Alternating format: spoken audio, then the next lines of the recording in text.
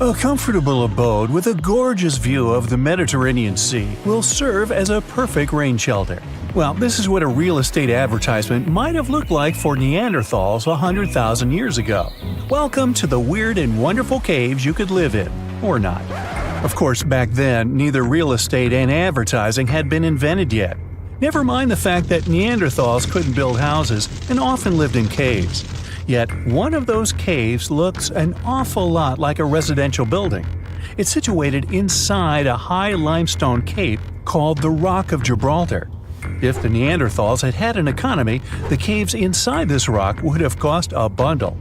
Navigators discovered it in 1907. They just spotted a big hole inside the fortified rock.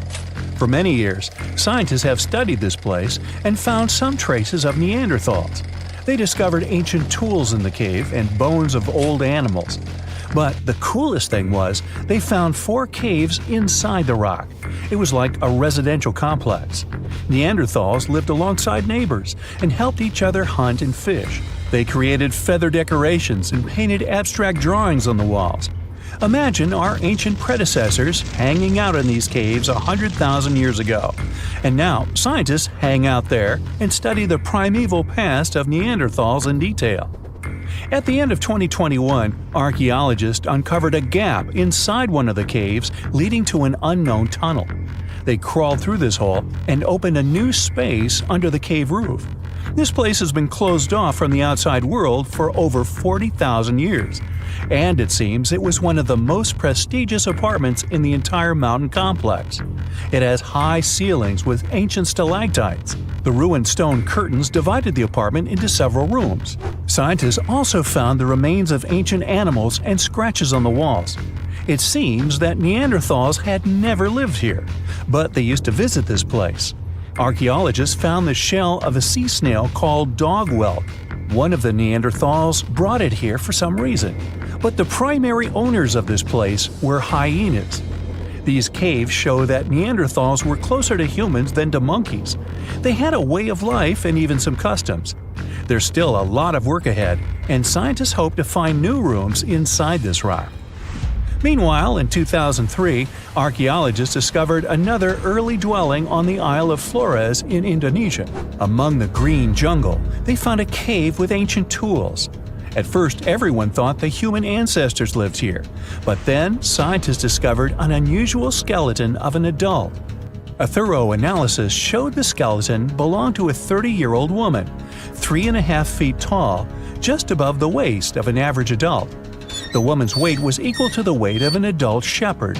The skeleton didn't belong to Neanderthals or Australopithecines. It was a new unknown species, which scientists called Homo floresiensis, or simply the Hobbit. Also, there were remains of unusual ancient animals in the cave. It was an elephant the size of a cow, some large storks, and giant rats. Archaeologists have found out that hobbits were not the owners of this place. The main inhabitants were the rats the size of a cat. Maybe they were fighting the hobbits. Some analysis shows that Homo floresiensis wasn't our direct ancestor. They were in a separate branch of evolution. The hobbit skeleton looks more like that of a monkey than of modern humans. In 2009, in the dense jungle of Vietnam, archaeologists discovered Son Don, the largest cave in the world. If you go inside the cave and shout, you'll hear your echo a long time. In some places, the height of this cave reaches half the height of the Empire State Building, and the total area is larger than one central block of New York. Son Don is one of the 3 caves in the Vietnamese jungle. Many intricate mazes connect these caves. Inside, you can find unique plants and trees that live separately from the outside world. It's a real underground jungle. In some places, you can find collapsed ceilings that let the sunlight in. Besides unusual trees and plants, ancient stalactites hang there. Some limestone deposits are more than 450 million years old. They were here even before dinosaurs appeared. There are also many rivers in the cave. Rainwater coming down from holes in the ceiling has formed them. Fast streams resemble slides in a water park. They lead to unknown underground labyrinths. Scientists have studied only a small part of all these caves. The next unusual cave is in New Zealand. Hundreds of thousands of fireflies live inside. Each of them glows with a blue light. Together, they light up the cave. It may seem to you that you're on another planet, but you can't stay there for a long time. Special air measuring devices are everywhere. Scientists monitor the level of carbon dioxide necessary for the normal existence of fireflies. These insects are sensitive to the environment. If there are many people in the cave, or they stay there too long, the park staff will ask them to leave the place. It's like you're literally stealing oxygen from the fireflies. We've seen some pretty amazing caves so far, but how about a scary one? We're going to the desert of Yemen's Al-Mara province. What we're looking for is not a cave, it's just a black hole in the ground, right in the middle of the desert. It's big, the size of a basketball court. It's not its size that could scare you, but what's inside. Scientists are still not sure what it is. From the depths of this black abyss, a disgusting smell of rotten eggs constantly comes out, and sometimes you can hear some strange, frightening sounds. The blackness of the giant hole in Yemen absorbs all the sun's rays, so you won't see what's there even with a powerful flashlight. People flew over this place by helicopter. They filmed using drones and the most powerful lenses, but they didn't catch anything except darkness. It looks like a big ink spot in the middle of golden sand. The locals are afraid to approach this place. They believe the cave leads to another dimension where evil creatures live. At the moment, the giant hole in Yemen is one of the most poorly studied and mysterious phenomenon of nature. How did it appear? How old is it? Where does it lead? Scientists are trying to find the answers to these questions. There are theories that the hole appeared because of construction work. Geologists drilled the soil nearby in search of minerals. It could have caused fluctuations in the Earth's crust and collapsed the surface. But no one can prove this theory, yet. And now, imagine a place where sunlight has not penetrated for more than 5 million years. There's little oxygen, and it's cold and damp. Still, life is born in this place, not only microbes and bacteria, but also something bigger. The living conditions in this cave are very different from the usual ones, so, in a sense, this cave is like another planet. It's the Movil Cave in the southeast of Romania, near the Black Sea. The entrance is a small hole in the ground. Inside, a tunnel leads deep below the surface. The levels of hydrogen sulfide and carbon dioxide are above normal inside the cave. The air here is half as much oxygen as on the surface. People can't be here without an oxygen mask, but other creatures living here can. The cave is home to 48 species of living organisms. 33 of them are unknown. Here you can meet some unusual insects, white snails and white spiders, millipedes with huge whiskers, transparent shrimp, and unique species of leeches. They all live here thanks to the little bacteria autotrophs. They absorb carbon dioxide and release food particles. Bacteria feed on it. Other larger organisms feed on these bacteria, and some bigger organisms eat those little ones. In the end, everyone gets food. In this cave, evolution has created a biological system separate from the rest of the world. Now, how about some surreal hidden places to check out? Grab a flashlight and your backpack, and bon voyage! The trip starts in the mountainous country of Switzerland. You travel to the town of Waltensburg in the eastern part of the country. It's raining and it's very cold, but you still make your way to the bottom part of a mountain, where your first adventure awaits. After climbing up high in the mountains, you see a strangely shaped castle. To get there, you must walk up an extremely narrow pathway. Don't look down, you think to yourself. You tighten the straps of your backpack and manage to walk along the pass. Standing at the door of the castle, you really can't believe what you see. A 13th century fortress built entirely of stone. Today, all that is left of Krafenstein Castle is mainly its ruins, but their condition is good enough to get an idea of what the place looked like back in its glory days. You take your time to explore the castle inside, but honestly, this place gives you the chills and you're ready to move on. The next place on the list is Turkey. A plane and then a car ride later, you arrive in the city of Çorum in the northern part of the country. On the outskirts of Çorum, you find a valley filled with old, overgrown mountains and see the beginning of the trail you're about to hike. The way is extremely steep, but it leads to a secret door carved in the mountain. Congratulations! You've just arrived at Kapilikaya. The huge door is a massive arched stone that blocks the entrance to a hidden building.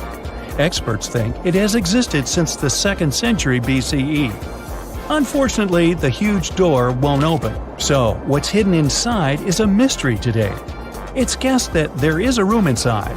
Some locals say there's a treasure hidden there too. But until today, no one has managed to enter the place to check. Okay, it's time to get moving before night falls. Next, you get the unique opportunity to travel to Ethiopia. Wandering around the city of Lalibela, you stumble upon a huge pit carved in the ground. You approach it carefully, and soon enough, you see a magnificent terracotta building. So richly detailed, it leaves you mesmerized. But that's not all. There are 10 other pits just like this one, hiding King Lalibela's 12th century buildings. All 11 constructions are different from one another, yet share a similar recognizable style. They were hand-carved over the span of 24 years, only with the help of chisels, which is unbelievable given that these buildings are up to 50 feet high.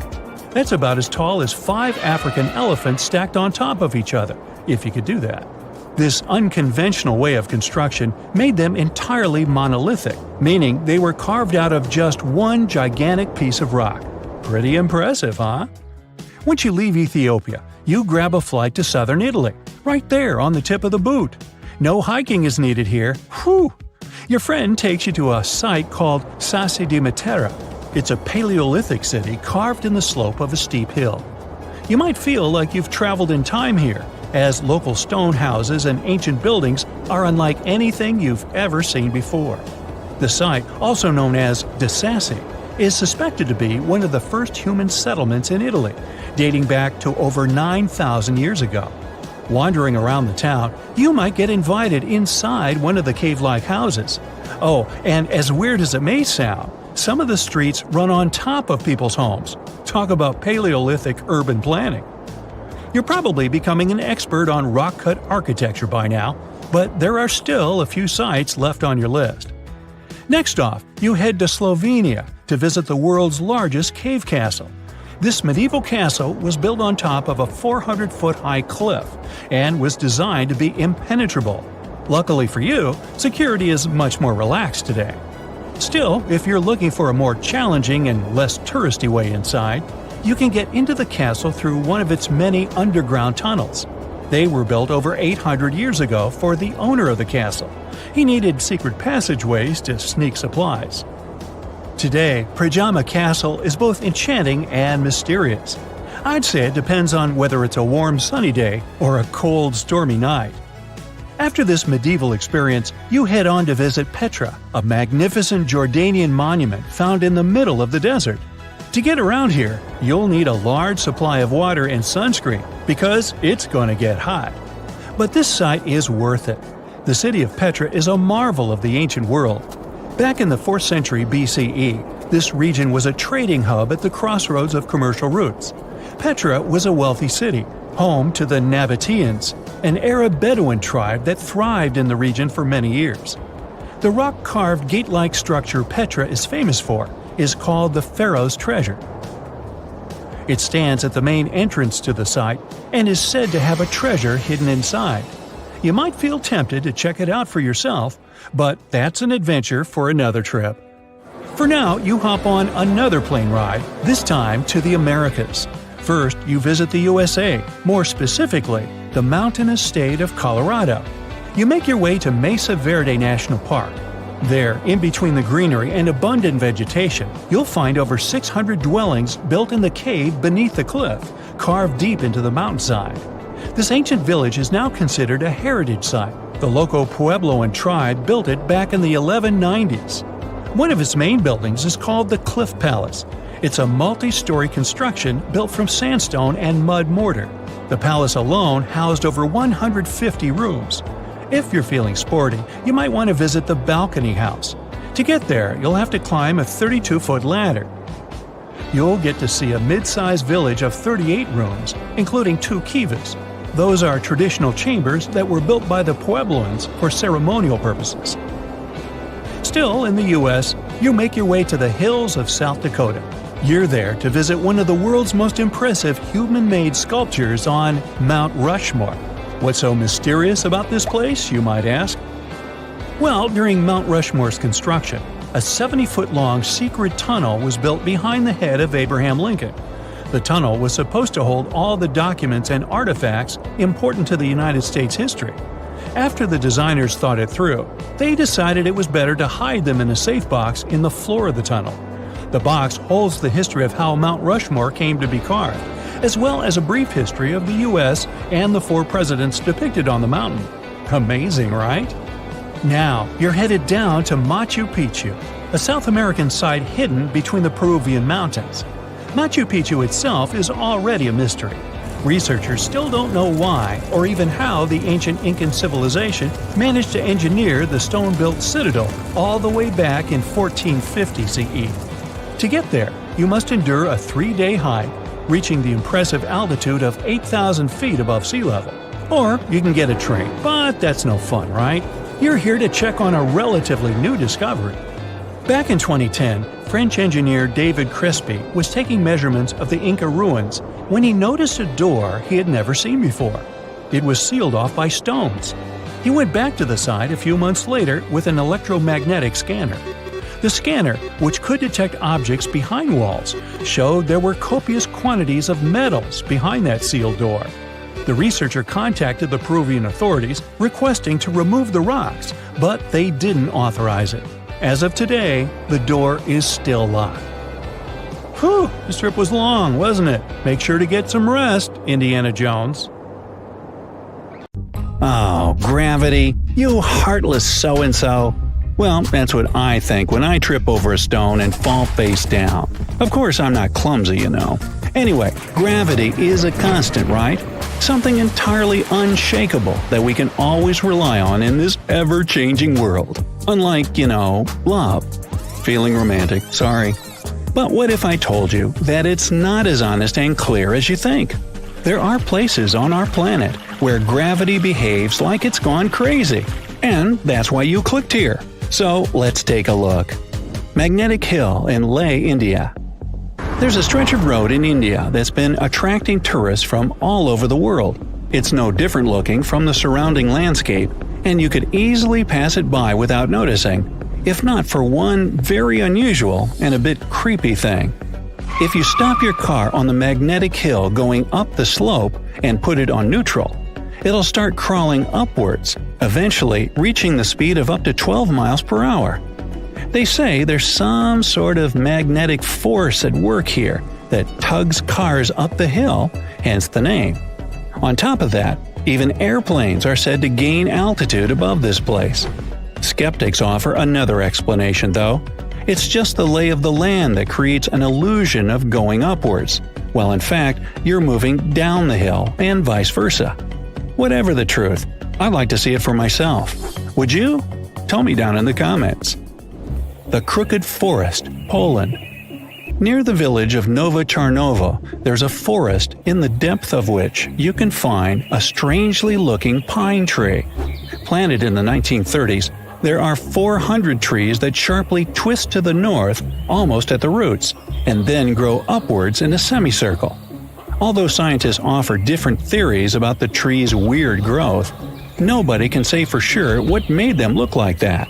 Some say it's people who did it, while others believe it's a gravitational anomaly that somehow pushed the trees down. The trouble with this version, though, is that it would have had to stay there for years, and that only affected the trees. Still, no certain explanation exists anyways, so who knows? A waterfall, Faroe Islands. Ever seen an upward-moving waterfall? You can have a look at one on the Faroe Islands, halfway from Iceland to Scotland. But if you were expecting me to tell you an unbelievable story about a mysterious force pushing the water up the rock, then sorry, no such thing here. The truth, however, is quite jaw-dropping anyway. The winds in this place are so powerful that they lift the water and throw it back up. I guess it was this kind of wind that allowed Mary Poppins to travel on her umbrella. Sounds good. In fact, this waterfall is not unique. there are several more places on Earth where winds create an illusion of defied gravity. For example, there's the Kinder River in England that has a waterfall constantly struggling with the wind. It's so strong that half of the Cascade's water seems to just fly up without ever touching the bottom of the drop. Hoover Dam in Nevada, USA. If you ever get up to the top of the dam, which is about 726 feet high, you can try a little trick. Take a bottle of water and pour it over the edge. You'll see the water flow up instead of spilling down. Once again, this isn't really any magic or unnatural phenomenon. The wind up here is simply too strong for the water to fall, just like with the waterfall on the Faroe Islands. Here though, it looks even more impressive since you can do it yourself. Dokkaebi Road, South Korea. Another gravitational anomaly located on a road. Locals once found out that if you put an empty can or a bottle on the ground, it will immediately start rolling uphill. Unlike other such places in the world though, Dokkaebi Road doesn't just create an illusion. When you walk down the slope, you don't feel as if you're going up. Everything's pretty normal. But once you put down an object that can roll, it will do that in the opposite direction than it should. Local authorities were quick to get the idea and put a signpost directing curious tourists to the mysterious road. Golden Rock, Burma. If you happen to be in Burma, these days it's also called Myanmar, make sure to visit this well-known site. A gold leaf-covered boulder sits upon the edge of a cliff, and a small pagoda is built on top of it. The impressive thing about the rock is that it only lightly touches the cliff for support. In fact, it looks like the boulder will fall any minute now, but it has been standing like that for centuries. On top of that, the pagoda built upon it is not really a recent addition, so it's quite an unusual sight to see. The rock seems to be saying, "Gravity? I don't care about that stuff." The legend has it that what keeps the boulder in place is a single strand of Buddha's hair. Well, I don't know about that, but you can check out the rock for yourself and see that it's not attached to the cliff by anything. And yet, it's not budged for 2,500 years. Something must be at work here, huh? Stone of Davasco, Argentina. If there ever was a thing that said, "I defy gravity" out loud, it's the Stone of Davasco.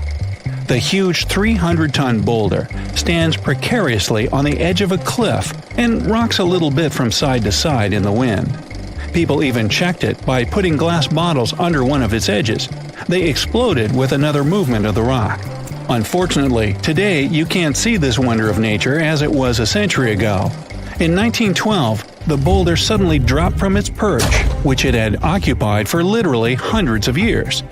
The people in the nearby town of Tandil were so sad about this event that 95 years later, in 2007, they decided to restore the stone. Well, not exactly put it together chip by chip. They made a plastic replica of the rock and put it on the same spot and even in the same position.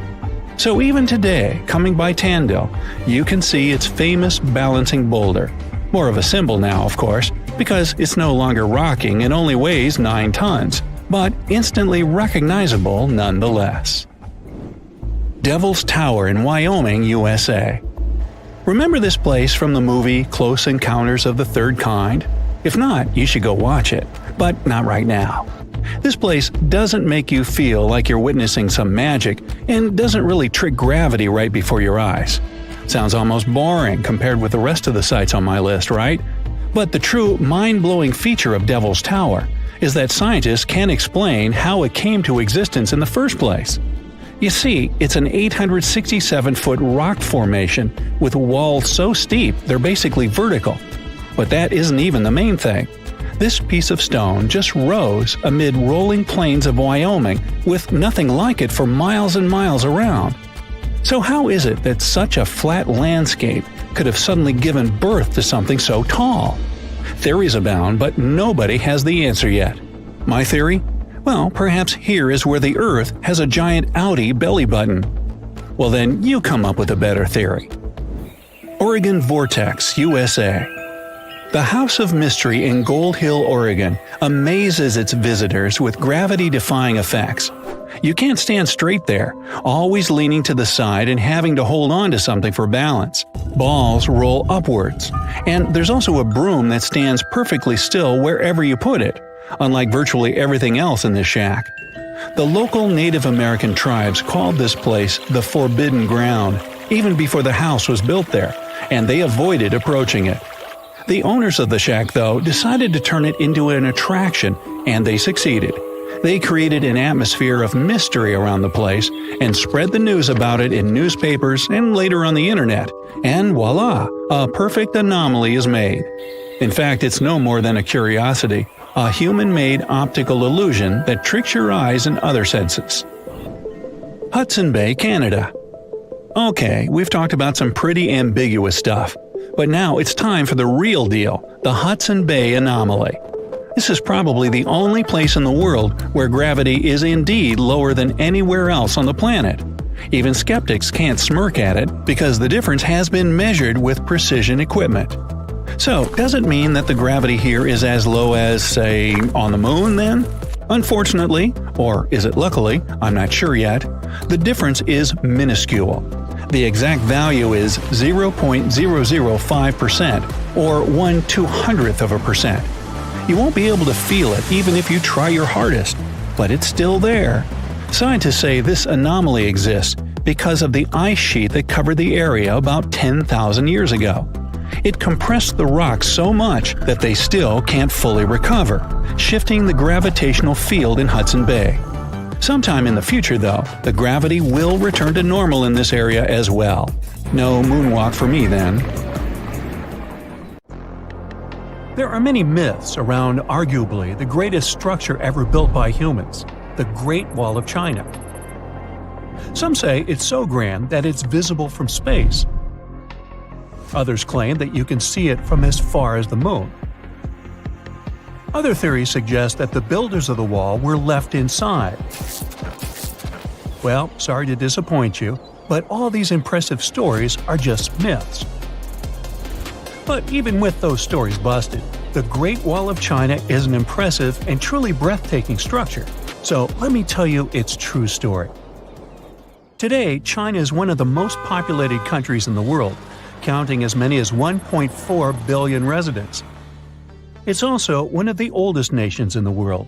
It has 3,500 years of continuous written history, but the civilization existed long before that.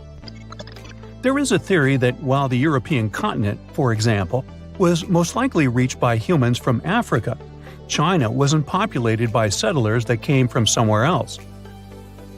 Some people believe that the Chinese civilization got formed from local Stone Age people who lived on the territory since the prehistoric period. So now, the Great Wall of China. It's truly big even by today's standard, stretching for over 13,000 miles.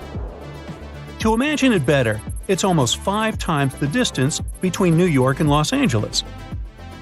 Or even a bit greater than the distance between the North and South Poles. Even in modern times, people have never built anything close to this big. Of course, it didn't take a day to build the Great Wall of China. 2? Keep going. In fact, the wall was being built for centuries. Maybe you know that ancient cities had walls around them to protect themselves from invaders. Yes, Chinese cities had them too. The first Chinese emperor united the country in 220 BCE and got a brilliant but very ambitious idea to turn all city walls into one big wall that would defend the country's border against attacks from the north. A trusted general directed the construction, enrolling a big group of workers, soldiers, commoners, and convicts. Back then, the wall was built of rammed earth and wood. In some places that were strategically important, the sections of the wall overlapped to provide maximum security. The walls were around 26 feet high on average. But the Great Wall didn't yet look like the construction we know today. Every next emperor would pick up the big wall project, strengthening and extending it, repairing, but also modernizing construction techniques. Some used bricks to build it.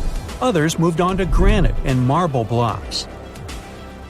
Watchtowers and platforms weren't there from the beginning as well. They were added by Ming emperors. The watchtowers made it possible to communicate with other parts of the wall through smoke and fire messages. So, the wall is quite inconsistent in terms of material, but it only adds more charm to the construction and shows how much effort and time it took. The reasons why some parts of the wall have been standing for centuries and are still in good condition is glutinous rice flour.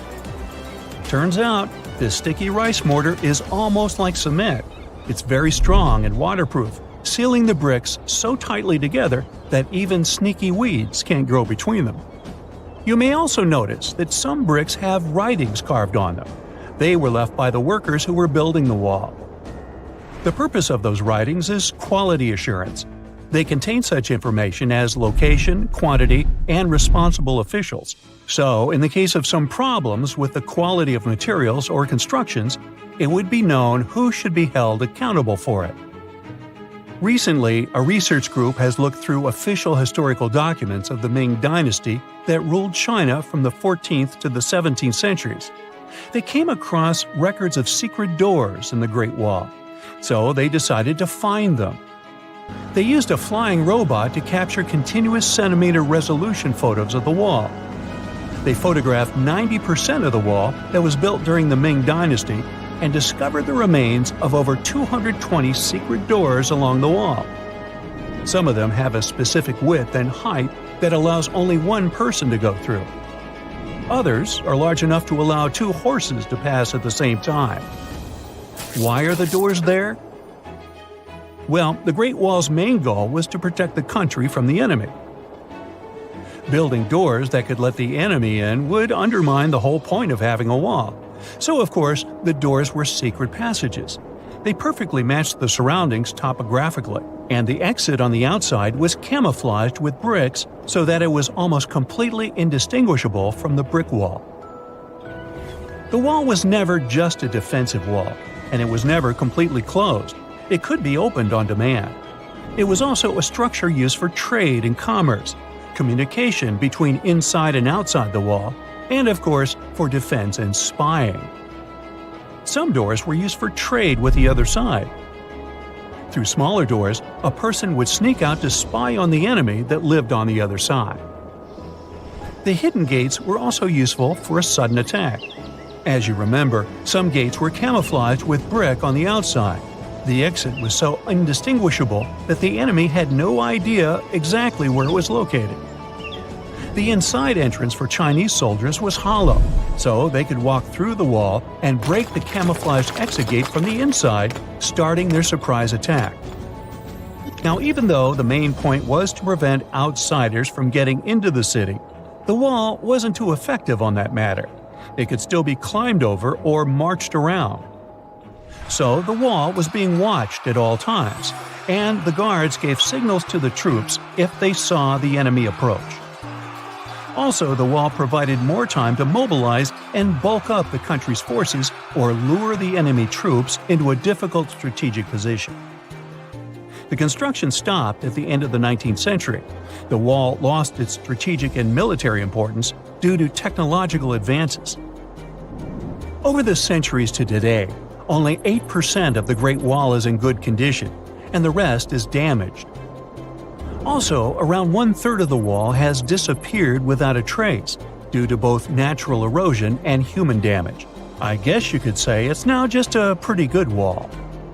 As you remember, the first parts of the wall were built out of rammed earth and wood. These are not the most unfailing materials if we're talking about thousands of years. Also, destructive farming methods have turned large areas into a desert and contributed to erosion. Also, many bricks were taken away from the wall in the last century to be used in building farms and houses. The wall is being deconstructed stone by stone even today, but this time by tourists. Quite a few of them take a stone as a souvenir. That's a total of a lot of stones, considering that over 10 million tourists visit the Great Wall every year. Since 1987, the wall has been a UNESCO World Heritage Site, highlighting that it has an outstanding importance to humanity. The wall is one of China's 56 World Heritage Sites, second place among countries with landmarks protected by UNESCO. Who's first, you ask? Well, the top spot, with 58 World Heritage Sites, belongs to Italy. And do you know that the wall isn't only a famous tourist attraction, but also the location of the Great Wall Marathon? It's a marathon that was established in 1999 and is one of the most challenging ones in the world. You guessed right, people run along the wall, including all the steps. There are 3 distances, so that participants can run a full marathon that is 26 miles, a half marathon that's 13 miles, or just have a fun run of 5 miles. You know, there are many doors all around the world that have no keys. Maybe you can guess how to open them. The first destination is… okay, read this, and good luck to you. It's a temple in India. The temple's name comes from this other really long word, which can be translated as the one emerging from the lotus. This temple is one of India's most popular and sacred places. It's one of 108 temples of this word. It dates way back. It was mentioned in Tamil literature in the 6th century. Flash forward to our time. In 2011, the Indian Supreme Court decided to document the valuables of the temple because they had been informed that the place might have been misused. To do so, they had to open the doors that had been closed for centuries. The committee went to the temple and discovered 6 huge secret vaults that held unbelievable treasures. After the chamber doors opened, they found at least $22 billion worth of golden idols, necklaces, and coins. The officials also discovered ceremonial costumes and gold coconut shells with jewels. Plus, they saw large diamonds. Not our understanding of large, though. Some of these precious stones were as large as 110 carats. To put it in perspective, a small solid gold statue from the collection could be worth around $30 million. After this fairy tale-ish treasure had been discovered, the temple got equipped with metal detectors, cameras, and other safety precautions before the first visitors started to arrive. Now, there are a lot of security guards at the temple. But are they protecting the treasure, or is there something more mysterious hiding behind its doors? The temple has 6 chambers, and the valuables are kept there. These rooms are named Chambers A through F. The expedition committee opened 5 of these vaults with significant effort. But the most bizarre thing is that, despite all the efforts involving existing tech, the mysterious Chamber B still wouldn't open. On the side of the door, 2 carved cobras are welcoming you. The door works as a gate. You can easily see it with the unaided eye, just like the doors leading to other chambers. Surprise! Experts discovered 2 more doors behind the first one. The second door is wooden, and the last one is made of iron. Strangely, the last door was sealed. It also doesn't have any means of entry, no bolts, handles, latches, or anything else. To this day, no one knows what's inside Chamber B. Believers say that opening the door against its will can release into the world unnameable things. Others say that Chamber B may hide a tunnel. It might not be related to the reasons above, but the High Court of India warned against opening the doors of Chamber B. Now, in 2010, David Crespi, a French engineer, visited Machu Picchu. He discovered a strange door in one of the main buildings. The door was in a narrow path neither tourists nor archaeologists used very often. David believed that the place was an entrance the Incas had sealed for some reason. He contacted archaeologists and authorities right away. They promised him to start investigating the area in the near future and let him know about his potential discovery. Well, months passed, but he didn't get any news. No response to his emails and calls. In 2011, he found an article by Terry Jameen about Peru. David reached out to him in no time. He described his finding to Jameen. After that, Jameen and other archaeologists went to Machu Picchu to investigate the secret door. They concluded that this door was indeed an entrance sealed by the Incas. The researchers confirmed the existence of 2 entrances found behind the famous door. They also got the 3D representation of a staircase leading to the main room and another chamber.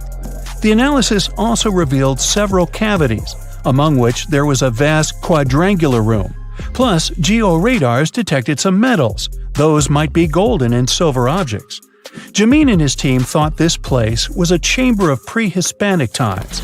They believed the door had been sealed by the Incas to hide something important, maybe an enormous treasure or something no less precious. Jamin also claimed that finding this chamber could lead to the discovery of a mausoleum. Jamin submitted an official request to the Peruvian authorities for permission to open the chambers. Yet, neither his application nor requests of other archaeologists have been approved so far. Authorities claim that opening this door could cause damage on the other sides of the archaeological site. Yet, the use of an endoscopic camera has confirmed the hypothesis that the stone blocks at the entrance are only there to close the passage. They are not there to support the internal structures of the building. The third mystery is in Giza, Egypt. Explorers uncovered two secret doors inside the Great Pyramid. There are two tunnels, each around 8 inches wide, that go from the north and south walls of the Queen's Chamber. But the tunnels are closed by stone blocks before they reach the outside of the pyramid. So, where are they leading to? No one really knows the true purpose of these tunnels. Some archaeologists think these doors might be hiding a yet undiscovered chamber. Egyptologist Zahi Hawass explained how these doors were first found. A robot designed for this expedition was sent inside the shafts of the Queen's Chamber to find out what was there. The research team attached a camera to the robot. The footage revealed that behind the stone door, there was another sealed door. The archaeologists were thrilled to see this door instead of just a dead end. The structure of the stone door blocks the other doors perfectly. Experts think it's an incredible bit of engineering. Now, it's not possible to reach the door because it's behind a huge stone block. But archaeologists are trying to find a way to get there without damaging other parts of the structure. These new discoveries have only raised more questions instead of answering the already existing ones. Secrets are still waiting to be revealed. Our final stop is the Taj Mahal, a monument to love. Mughal Emperor Shah Jahan made this memorial to honor the memory of his beloved wife, Mumtaz Mahal. The total number of doors in the Taj Mahal is so great, this video would be days long if we started talking about all the sealed rooms. Experts think that if someone opened these doors after they've been closed for so long, it released carbon monoxide, and when this gas meets the marble, it forms calcium carbonate. That's why this could lead to the appearance of cracks in the minarets of the Taj Mahal. Also, a legend says that if these doors get open, a dreadful curse will be unleashed from the mausoleum's underground chambers. And here's a bonus from Canada: the door of room 873. This is a room at the Fairmont Banff Springs Hotel, which opened in 1888. The story goes like this. Decades ago, someone committed a crime in this room. After the investigation, the hotel administration refurbished the room and rented it out to other travelers. But rumor has it, other guests who stayed in the room later also faced unpleasant situations. They reported hearing strange noises. The TV in the room kept flickering. It's guessed that the door of room 873 was sealed with bricks. Curious guests who heard these mysterious stories wander along the corridor where the room used to be and knock on the walls to contact potential ghosts. Well, which of these secret doors would you like to open? There are countless doors all over the world that haven't been opened for decades, and even centuries. The question is why? It seems that nowadays you can open any door you want. The truth is that some doors were sealed for a grave reason. And so far, nobody has found out what treasures and mysteries they hide. Here are 4 doors that keep their secrets all too well. The Taj Mahal. First up, we've got the Taj Mahal in India, one of the most romantic places in the world. Shah Jahan commissioned it in 1631 and dedicated it to his third wife, who he loved like crazy. They were married for 19 years and had a whopping 14 kids together. But unfortunately, she passed away while giving birth to their last baby. Shah Jahan was heartbroken and decided to build an epic tomb to remember her by. The construction took a whopping 20 years to finish. The building has quite an interesting layout. The design is super unusual with these 4 massive 130-foot tall minarets that stand on the corners of a huge platform. They're not just there for looks. Back in the 17th century, architects were having some serious issues with buildings collapsing under their own weight. So, the chief architect of the Taj Mahal made sure to place those minarets as far away from the tomb as possible. And he even tilted them in a way so that if they did fall, they wouldn't wreck the rest of the Taj Mahal. Talk about planning ahead. The Taj Mahal is hiding some crazy secrets. There are sealed rooms all over the place that nobody is allowed to enter. And if you check out photos of the building from the riverside, you can spot 2 basements. But guess what? They're sealed up too. Nobody knows what's inside or why they've been locked up since the time of Shah Jahan. Apparently, there's a good reason why those rooms are off limits. Some researchers think that they were built using marble, which turns into a different substance called calcium carbonate if it's exposed to carbon dioxide. And when that happens, little bits of marble start chipping off like crazy. To make matters worse, there's no air flowing into these rooms. That means that if too much CO2 builds up in the basement, the 4 minarets could collapse. But wait, there's more. Some people think that the body of Shah Jahan's wife can be found in one of these sealed-up rooms in pristine condition. Why not? Who knows what the mysterious rooms might keep? The Great Sphinx of Giza. The Great Sphinx of Giza is shrouded in mystery. It's not just the largest monolith statue in the world, but it's also a hybrid creature with a woman's head and a lion's body that originates from Egyptian and Greek mythology. It's also very ancient. It's estimated to be around 4,500 years old. The construction of this marvel took about 3 years and required 100 workers who were not slaves and were treated with delicacies like sheep and goat meat. It is also thought that it used to be much more massive than it is now. Archaeologists found huge stone blocks and abandoned toolkits near the site. However, the real secrets of the Sphinx lie underground, near its paws. A group of scientists used a seismograph to detect 2 hidden chambers beneath the Sphinx's paws. Some people think that these rooms might be the legendary Hall of Records, which holds ancient scrolls revealing the secrets of the universe. I mean, that's way cooler than any library I've ever been to. Rumor has it that the Egyptians even had info on Atlantis stashed down there, which is like a super old version of a conspiracy theory. Unfortunately, we can't go on an adventure to check it out just yet. The chambers presumably have 2 entrances, but both remain sealed. The researchers haven't yet received the green light to check out their theory. Let's hope they won't keep us in suspense forever. Sri Padmanabhaswamy Temple. This temple is located in the beautiful state of Kerala in India. This temple is famous for more than just its breathtaking beauty. Underneath the temple there are 6 vaults, creatively named A, B, C, D, E, and F. The enormous iron doors to these chambers add to the mystery of what's behind them. A few years back, the authorities decided to open these vaults to the world, but it wasn't an easy task. You can't just open the doors and enter the vaults. It required a lot of work. It took them a while, but finally, in 2011, they opened 5 of the 6 chambers. And guess what they found? Tons of treasure. Bags of gold, precious gemstones, and priceless diamond jewelry.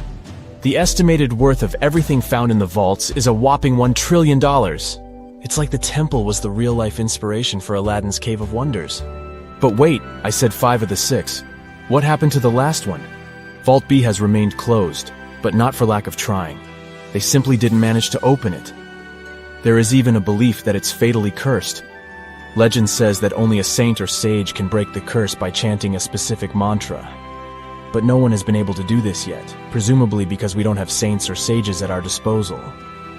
There is also rumor that in the 30s some temple invaders tried to enter Vault B to do some good old looting. But they never reached their target. Apparently terrible snakes materialized out of nowhere and chased the gang away. But of course, this is just an urban legend, and there is not proof of that. However, it is said that the Auditor General dealing with the temple claimed that Vault B had been opened at least 7 times since 1990, and nothing bad happened to anyone who entered.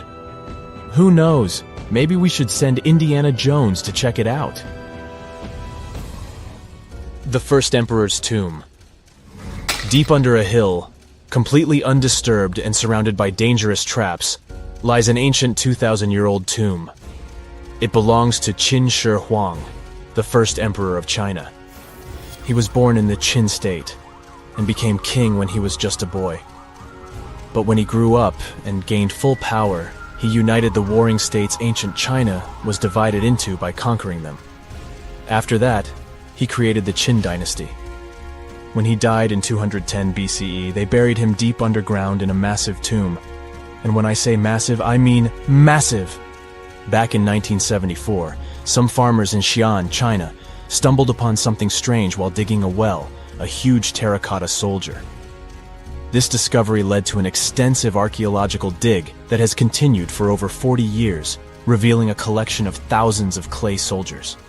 The unique thing about these soldiers is that each one has its own unique features, from hairstyles to facial expressions. It's believed that there could be up to 8,000 of these soldiers, but only 2,000 have been found so far. Interestingly, the central tomb, which is believed to be the resting place of the emperor, is still untouched. In ancient records, there are references to a vast underground city that the emperor built, complete with scenic towers, palaces, and whatnot. Sima Qian, a Han Dynasty historian, wrote that the tomb was adorned with treasures and had space for hundreds of officials, but the lack of technology to properly examine the site is what's holding things up. Qin Shi Huang was surrounded by liquid mercury in his tomb, with two of the streams representing the major rivers of China, Yellow River and Yangtze. The ancient Chinese believed that mercury could provide immortality, but it could have also caused the emperor's death since he regularly took mercury pills to prolong his life. The dangerous levels of mercury contamination in the soil near the tomb are the main reason why scientists are reluctant to explore it. It could be very dangerous both for people and for the environment. Now, if I had to choose which door to open, I'd probably go for the one that doesn't lead to a tomb surrounded by poisonous mercury. Call me crazy, but I'd like to avoid any potential health hazards. Have we found another civilization? Is that a door to someone's home on another planet? Can we peek through the windows? After all, it was NASA's Curiosity rover that sent this image to Earth, and right now, this rover is exploring the surface of Mars. Unfortunately, astronomers were fast to disappoint us. They claimed that it was just a natural part of the Martian landscape. There are several clues that made them think it wasn't a real door. For example, it's tiny, a mere 3 feet high. But it might simply mean the Martians aren't that tall, you may object. But scientists keep insisting that what looks like a door is actually an opening in a rock created by natural forces, like winds and erosion. The thing is, if you look at the rock attentively, you may notice strata, the layers of silt that stand out because they're harder than the surrounding material. These strata dip here on the left and a bit higher on the right. They likely appeared around 4 billion years ago in a river or a wind-blown dune. Since the strata became visible, powerful Martian winds have eroded them even more, and now you can see that they disappear inside the door. And look at this. See those cracks? Yeah, those. That's how rocks weather on the red planet. This small cave probably formed when several fractures crossed the strata. A pretty large boulder might have fallen out under its own weight, and this created the door-shaped opening. Now, this theory is quite plausible, because even though the gravity on Mars isn't as strong as on Earth, it's still strong enough to do it. Besides, see that rock to the right of the opening? It has a suspiciously smooth vertical edge. It must be the culprit. It probably fell out not so long ago, and Martian winds haven't got rid of it yet. And winds on Mars can be exceptionally powerful. This planet is infamous for its intense dust storms. Sometimes they kick up so much dust that you can see it through a telescope on Earth. Such storms occur every year and cover continent-sized areas. They also last for weeks at a time. But besides these annual storms, there are even larger storms that happen much more rarely, but they're more powerful and way more intense. Those are called global dust storms because they encircle the entire planet. But even if you got caught in the most severe storm on Mars, it wouldn't be as terrible as you might think. The wind speed on the worst Martian storms reaches 60 miles an hour tops. Hurricane-force winds on our planet can be twice that speed. You should also keep in mind that the atmosphere on the red planet is 1% as dense as the atmosphere on Earth. That's why, if you decided to fly a kite on Mars, you'd need the wind to be much faster than on Earth. Otherwise, you wouldn't even be able to get the kite in the air. In other words, even though it's quite windy on Mars, it doesn't feel as intense as on our home planet. Oh, by the way, you might have noticed I keep calling Mars the red planet. Why? Look, our neighbor is covered in dust, soil, and rock that is rich in iron oxide. That's what gives the surface of the planet its trademark red hue. And look, there's the trademark. Nah, just kidding. Mars is the fourth planet from the Sun. Not so far away from the star, you might say, and still, it's a cold and deserted world. The average temperature on its surface is minus 81 degrees Fahrenheit. But if you ever visit one of its poles during the wintertime, bring a lot of warm clothing, because the temperatures are likely to drop to minus 220 degrees there. In the summer, though, you might feel very comfortable in some regions. There, the temperatures can rise to 70 degrees, not very different from what we're used to. Mars is one of the most explored space bodies in the solar system. At the moment, NASA has 2 rovers roaming the red landscapes, Curiosity and Perseverance. There's also one lander called InSight and helicopter Ingenuity, nicknamed Ginny. Perseverance is the most advanced and largest rover ever sent to another world. The journey to the red planet took 203 days, and Ginny traveled to Mars attached to the belly of Perseverance. Sounds cozy. And now, I'm going to tell you something really curious. Let's say you're a Babylonian who lived around 5,000 years ago. Babylonia was an empire in ancient Mesopotamia. Just think back to 6th grade. Anyway, your neighbor comes up to you and says, "What day is it today?" And what do you answer? "It's Mars Day." Wait, what? When the ancient Babylonians created the week, they decided to divide it into 7 parts. Each day got named after some space body, like the Moon, the Sun, Venus, and so on. Mars Day was on Tuesday. The Babylonians believed that each of these space objects influenced their lives on the day named after it. And since Mars was red in color, they associated it with aggression. That's why on Tuesdays, they had special ceremonies to avoid the influence of the unfriendly planet. Indeed, Mars might seem unfriendly to a tired traveler. Its atmosphere is very thin. Its volume is a near 1% of the atmosphere on Earth. In other words, there's 99% less air to breathe on the red planet. Mars's atmosphere is mostly made up of carbon dioxide. At such high concentrations, it's toxic for us humans. And if you were looking for some oxygen to breathe on Mars, you'd come away empty-handed. There's only 0.1% of oxygen in the air on the red planet. That's definitely not enough for you to survive there. At the moment, Mars has 2 moons, Deimos and Phobos. Astronomers think they may be asteroids once caught in the gravitational field of the planet. The moons are shaped like potatoes. That's because their mass is too little for gravity to give them a spherical form. Potatoes, eh? Maybe they should be renamed mashed and au gratin. One day, Mars will get a ring of its own. It might happen in the next 20 to 40 million years. Will Brightside be there? Stay tuned. Mars's gravitational forces will tear apart the planet's largest moon, Phobos. Hey, it really will get mashed.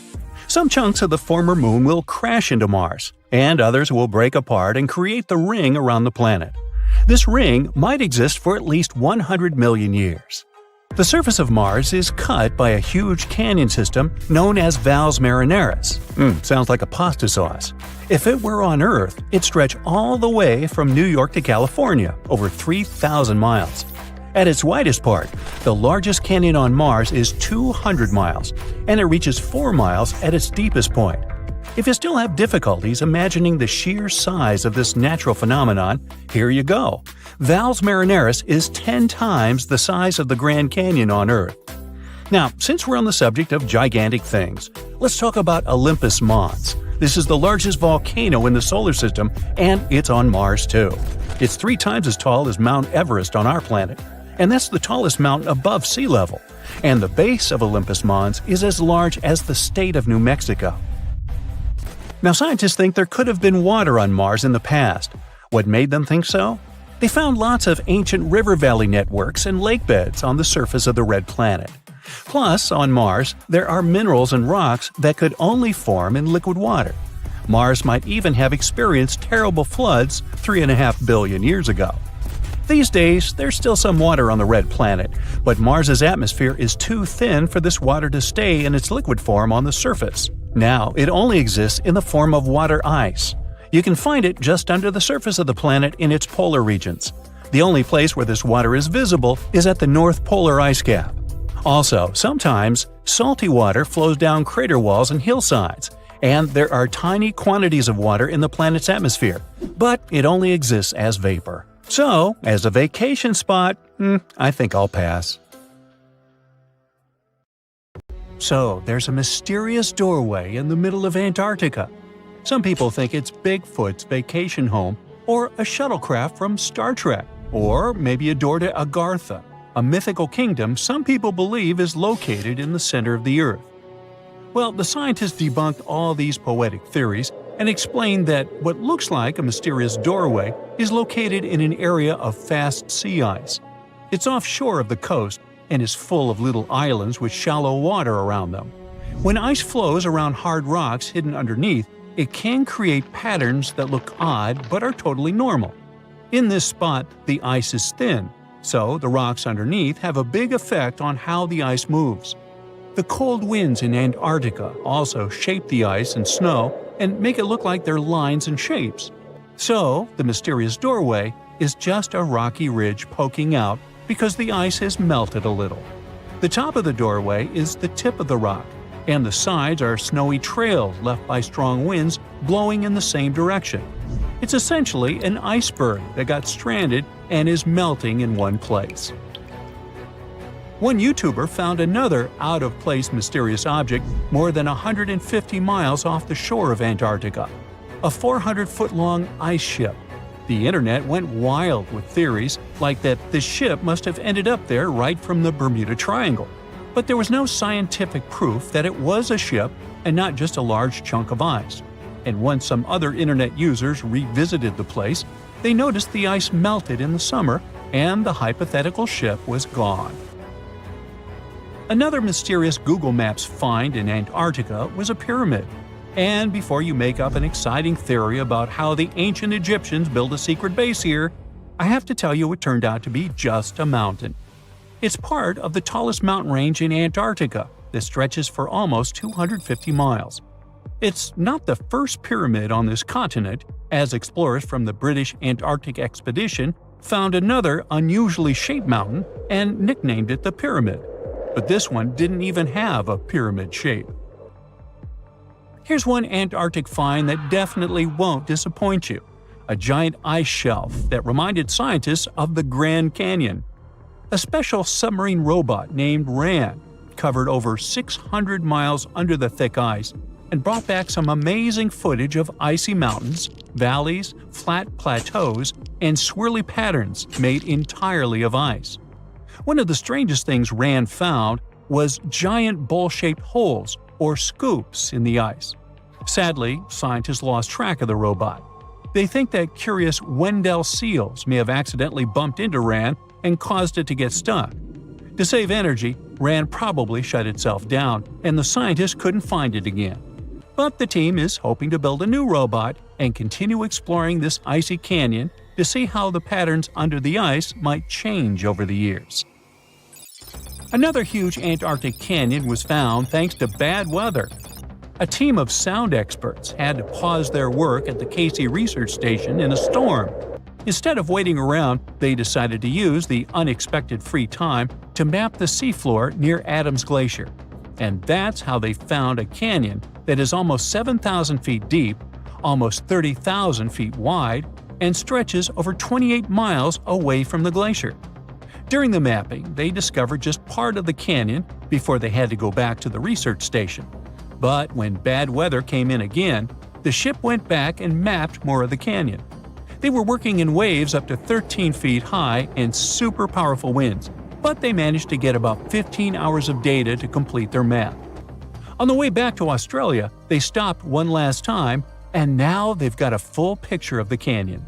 Studying it is helping scientists learn more about the history of glaciers and the interaction between the Antarctic ice sheet and the ocean. Now, there's a frozen lake in Antarctica called Lake Enigma. For a long time, people thought the lake was completely frozen solid.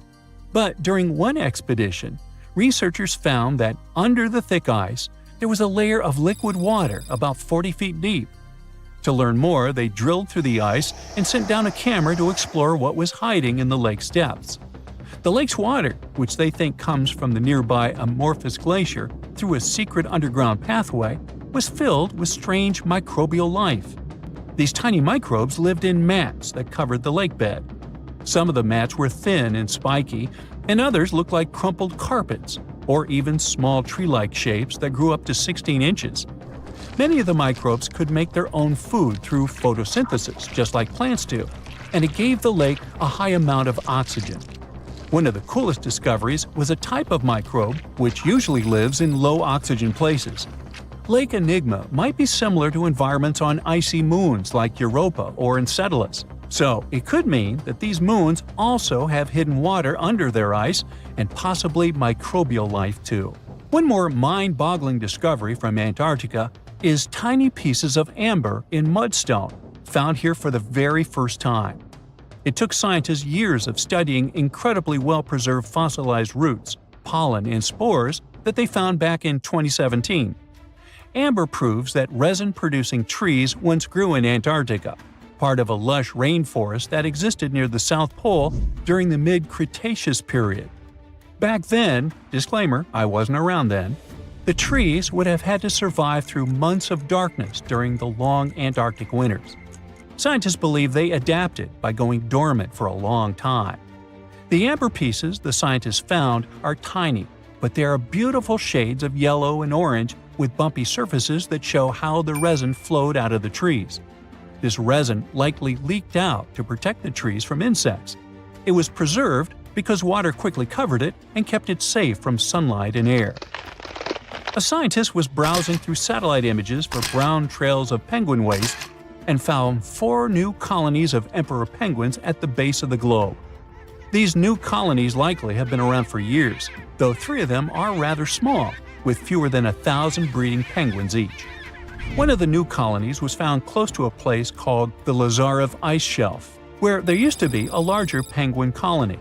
They thought this colony went extinct in 2019, but it seems the penguins have just moved a bit because of changing sea ice conditions.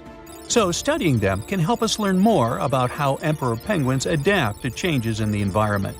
Now, there used to be a giant river system in Antarctica 40 million years ago. Researchers found proof of it after studying soft sediments and hard rocks from the frozen seabed. They looked at tiny bits of radioactive elements, like uranium and lead, and learned that the deeper dirt came from the time of dinosaurs. The dirt closer to the surface was younger and had an interesting pattern, like the kind you see in river deltas today, such as in the Mississippi River or Rio Grande. Scientists found tiny signs of life in the sand. The river that once flowed here started in the Trans-Antarctic Mountains and traveled 930 miles before it reached the sea. Researchers kept studying newer layers of dirt from about 20 million years ago. They hope this will help them predict what the Earth's weather patterns might be like in the future.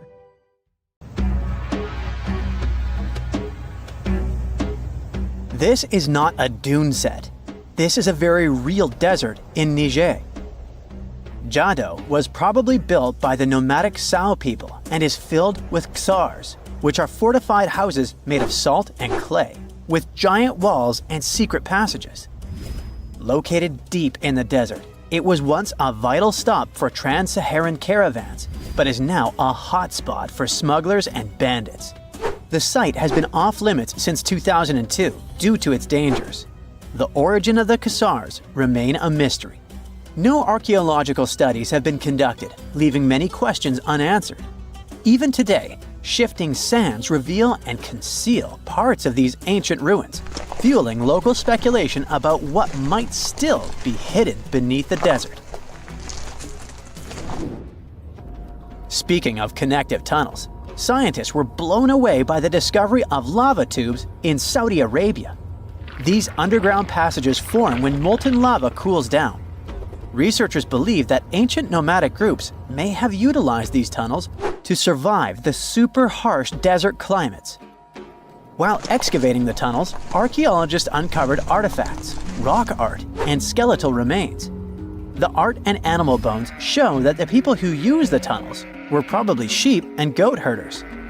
They're still piecing together whether these groups lived in the tunnels for extended periods or just used them as temporary shelters.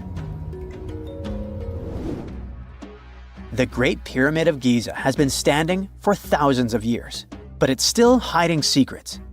Using special scanning technology, scientists found two hidden structures under an ancient burial ground.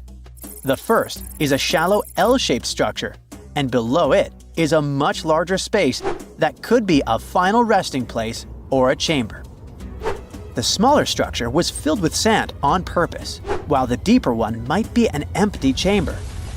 Experts believe the two are connected, possibly as an entrance leading to a secret chamber.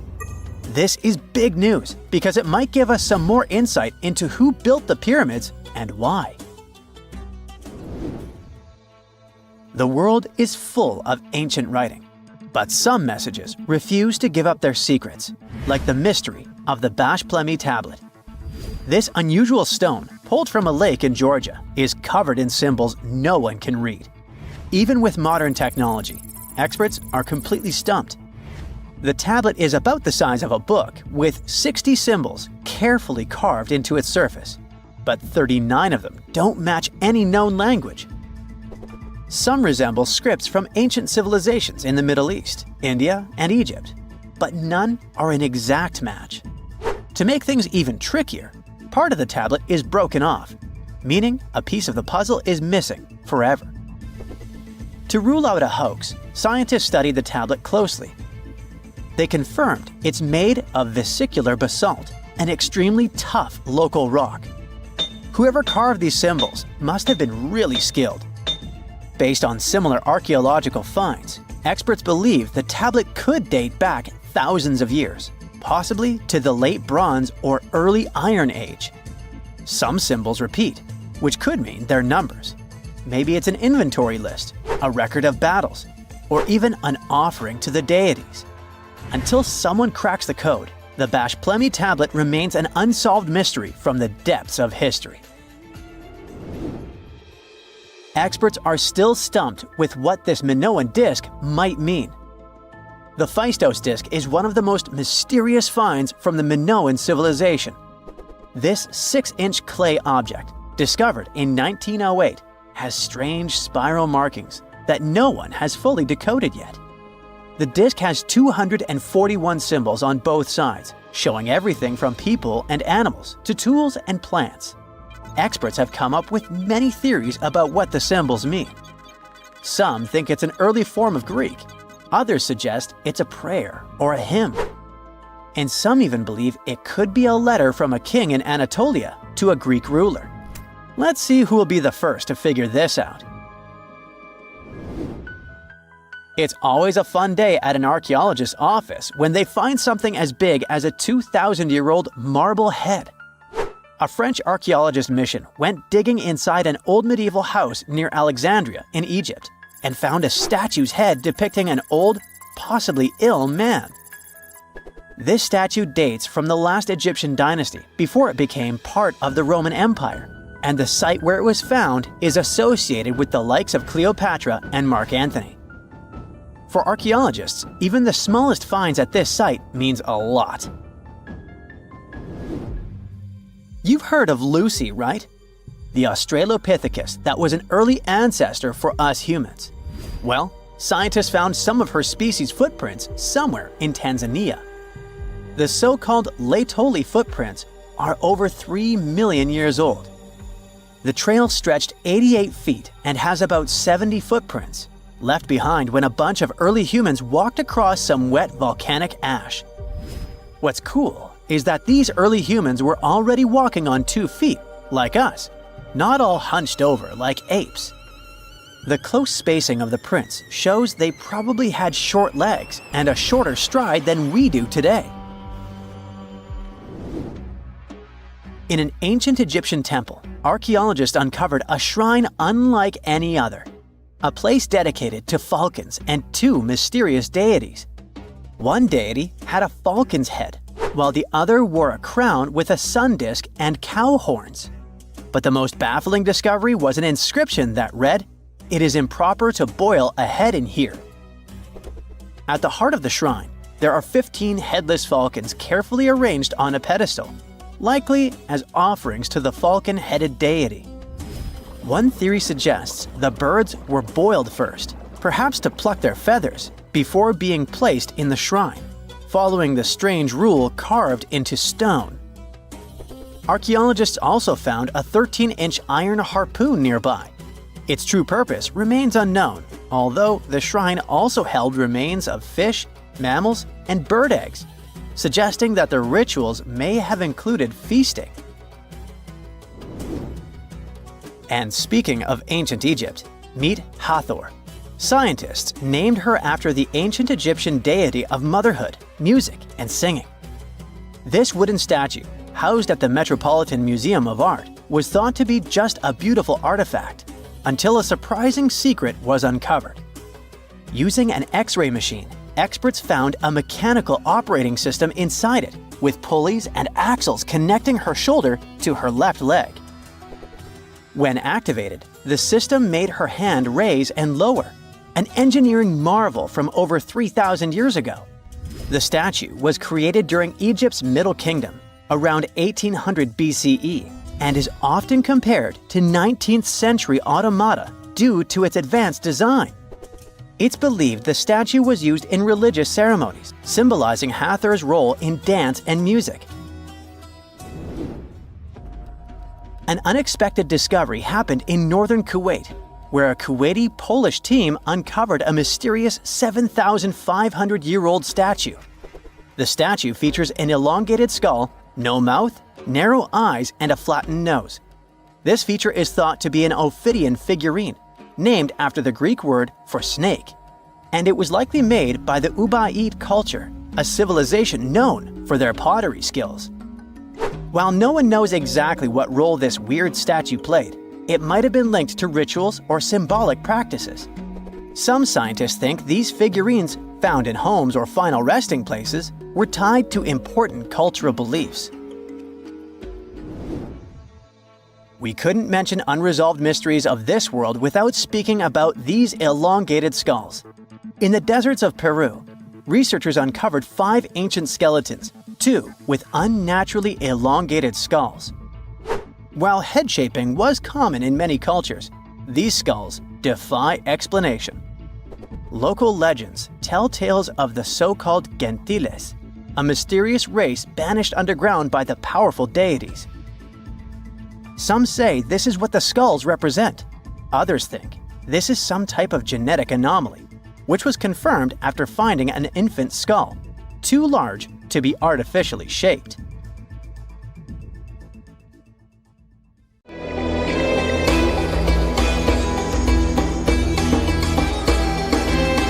The Great Pyramid was created as the final resting place of ancient Egyptian monarch Khufu. According to legend, French leader Napoleon entered the Great Pyramid and came back out looking shaken and super pale. He never revealed what he saw inside, but whatever it was is said to have affected him for the rest of his life. When Napoleon entered the pyramid, he would have walked through a super tight and ascending passageway. He'd then go through another passageway, known as the Great Chamber. This corridor would have been much taller than the previous one, and would have cobbles too. He'd then reach the King's Chamber, the centerpiece of the Great Pyramid, which was lined with huge blocks of granite. But it wouldn't have looked as grand as we might imagine. There are no hieroglyphics decorating its walls, as Egyptians only began decorating the burial chambers of pyramids much later on. The pharaoh's tombs deep inside the pyramid would have also been filled with treasures, from chunks of gold to the world's most expensive jewelry. But this would have all been looted a long time ago. The only thing that probably would have been left in there would have been a huge sarcophagus, which would have once contained the king's mummy. He'd also have to walk past the queen's chamber. This room most likely didn't hold any queens though, as pyramids were usually only built for one person. There are mysterious tunnels leading from here. To this day, no one is really sure what they're there for. And that's not the only mysterious and creepy thing Napoleon may have encountered, as stories of pharaohs leaving ancient curses on pyramids go way back. Many pyramids had warnings written on the outside, telling of horrifying things that would happen to those who entered and disturbed the peace. We might not know what exactly Napoleon found in the Great Pyramid that scared him so much, but we know for sure what was found in Tutankhamun's tomb. Tutankhamun was an ancient Egyptian pharaoh who was only 8 or 9 years old when he took to the throne. He became a cultural phenomenon when his tomb was discovered almost completely intact in 1922. His pyramid sits in the Valley of Kings in Thebes, modern Luxor, which is in Egypt. Unlike the Great Pyramid, Tutankhamun's tomb was covered in beautiful wall decorations. The walls told the story of how he would travel to the afterlife through the underworld. Egyptians believed all people would have to take this journey, so they would fill their tombs with objects and paintings to help them get there. There'd also be spells painted on the walls. They believed this would help people pass over to the next realm. The journey would be pretty long, and for that reason, the ancient Egyptians would also fill the pyramids with food. Tutankhamun's pyramid was filled with 8 fruit baskets. They even found something called gingerbread fruit in there. The rooms were jam-packed with furniture, statues, clothes, and staffs, amongst a whole bunch of other things. You'd likely find a lot of clothes and expensive jewelry in the pyramids as well. The ancient Egyptians wanted their ancestors to travel in style to the afterlife. They put Tutankhamun in his final resting place with over 50 pieces of clothing, all of the highest quality. There were tunics, scarves, gloves, and headdresses, and a ton of jewelry. Bracelets, pendants, necklaces, rings, and scarabs for protection were all found inside. Each of them was made of gold or precious stones. There were also fans made of ostrich feathers to keep the old pharaoh cool in the hot Egyptian sun. But the temperature inside the pyramids never actually went above 68 degrees Fahrenheit. The ancient Egyptians developed a super cool air conditioning system that we don't fully understand even today. Tutankhamun's pyramid also contained 130 walking sticks made from ebony, ivory, silver, and gold to help him on his journey. There were 3 chariots hidden away in case he got tired of all the walking. They also put 11 boat paddles inside, but there was no sign of any boat. The pyramids would be littered with the pharaoh's favorite scents and perfumes. During the excavation of Tutankhamun's pyramid, it quickly became clear that it had been robbed during ancient times. There was damage to doors and traces of oils left in empty jars. It looks like someone raided the pyramid for gold and the scents, perfumes, and oils that had been left for King Tut. There was still a bit of perfume, which was made from coconut oil and frankincense, left in one bottle. It seems like Pharaoh Tutankhamun loved board games. There was an ivory traveling set of senet in his pyramid. Although we don't know for sure exactly how to play it, we have figured out it was sort of an ancient Egyptian version of backgammon. It looks like it was a 2-player game where the goal was to knock your opponent off the board. Not really sure who Tutankhamun's mummy was supposed to play with, though. The ancient Egyptians had some rituals that may seem pretty strange to us. For example, they used to shave their eyebrows off if they ever lost a cat. So it's not too surprising they put some really weird things inside pyramids. Archaeologists discovered a collection of mummified cats and scarab beetles in pyramids that date back more than 4,000 years. They were found in the pyramids of Saqqara, which is south of Cairo. They also found a bunch of makeup kits and mirrors inside. Makeup was worn proudly by both men and women in ancient Egyptian times. Eyeliner was the most popular cosmetic. The Rosetta Stone was one of the best discoveries ever made in pyramids. It was found by our man Napoleon Bonaparte and his team. It's a black granite rock that dates back to 196 BCE. It's transcribed in Greek, Demotic, and hieroglyphic. When it was translated in 1822, we got the key to understanding ancient Egyptian hieroglyphics for the very first time. The discovery of Queen Hatshepsut's mummy in 1903 changed our understanding of the Egyptians forever. After she had passed away, her successor, Thutmose III, removed most of the evidence of her reign, so we basically knew nothing about Egypt's first great female leader. She's now gone on to become one of the few and most famous female pharaohs of Egypt. Pharaoh Khufu even had a fully fledged boat in his pyramid. archaeologists uncovered more than 1,200 pieces of a giant boat near the Great Pyramid at Giza. They reassembled the boat, and it's a whopping 144 feet long. It's most likely a solar boat, which was designed to carry the resurrected king with the deity Ra. Fun fact, the Pyramid of Giza is the last remaining of the 7 wonders of the ancient world. The other 6 are the Hanging Gardens, the Colossus, the Temple of Artemis, the Mausoleum, the Lighthouse, and the Statue of Zeus. This pyramid was also the world's tallest man-made structure for 3,800 years, and it's the biggest pyramid in Egypt. It took a staggering 2.3 million blocks of limestone, and some weighed as much as 80 tons. It took an incredible 100,000 laborers and a whopping 23 years to build. Its original height was a mega 480 feet. In 2017, archaeologists discovered something weird about Egypt's Great Pyramid. There's a hidden void that's at least 100 feet long, and no one really knows why it's there or what's actually inside it. The weird void is the first inner structure discovered within the 4,500-year-old pyramid since the 1800s. Scientists used cosmic rays to detect the massive hole, but are still no closer today to finding out what's inside. The ancient Egyptians took a lot of care building the pyramids, and everything was strategically placed and structurally sound, so it's super unlikely that this hole is due to blocks falling over time. Loads of pyramids also contain small model figurines called ushabti. These represented attendants.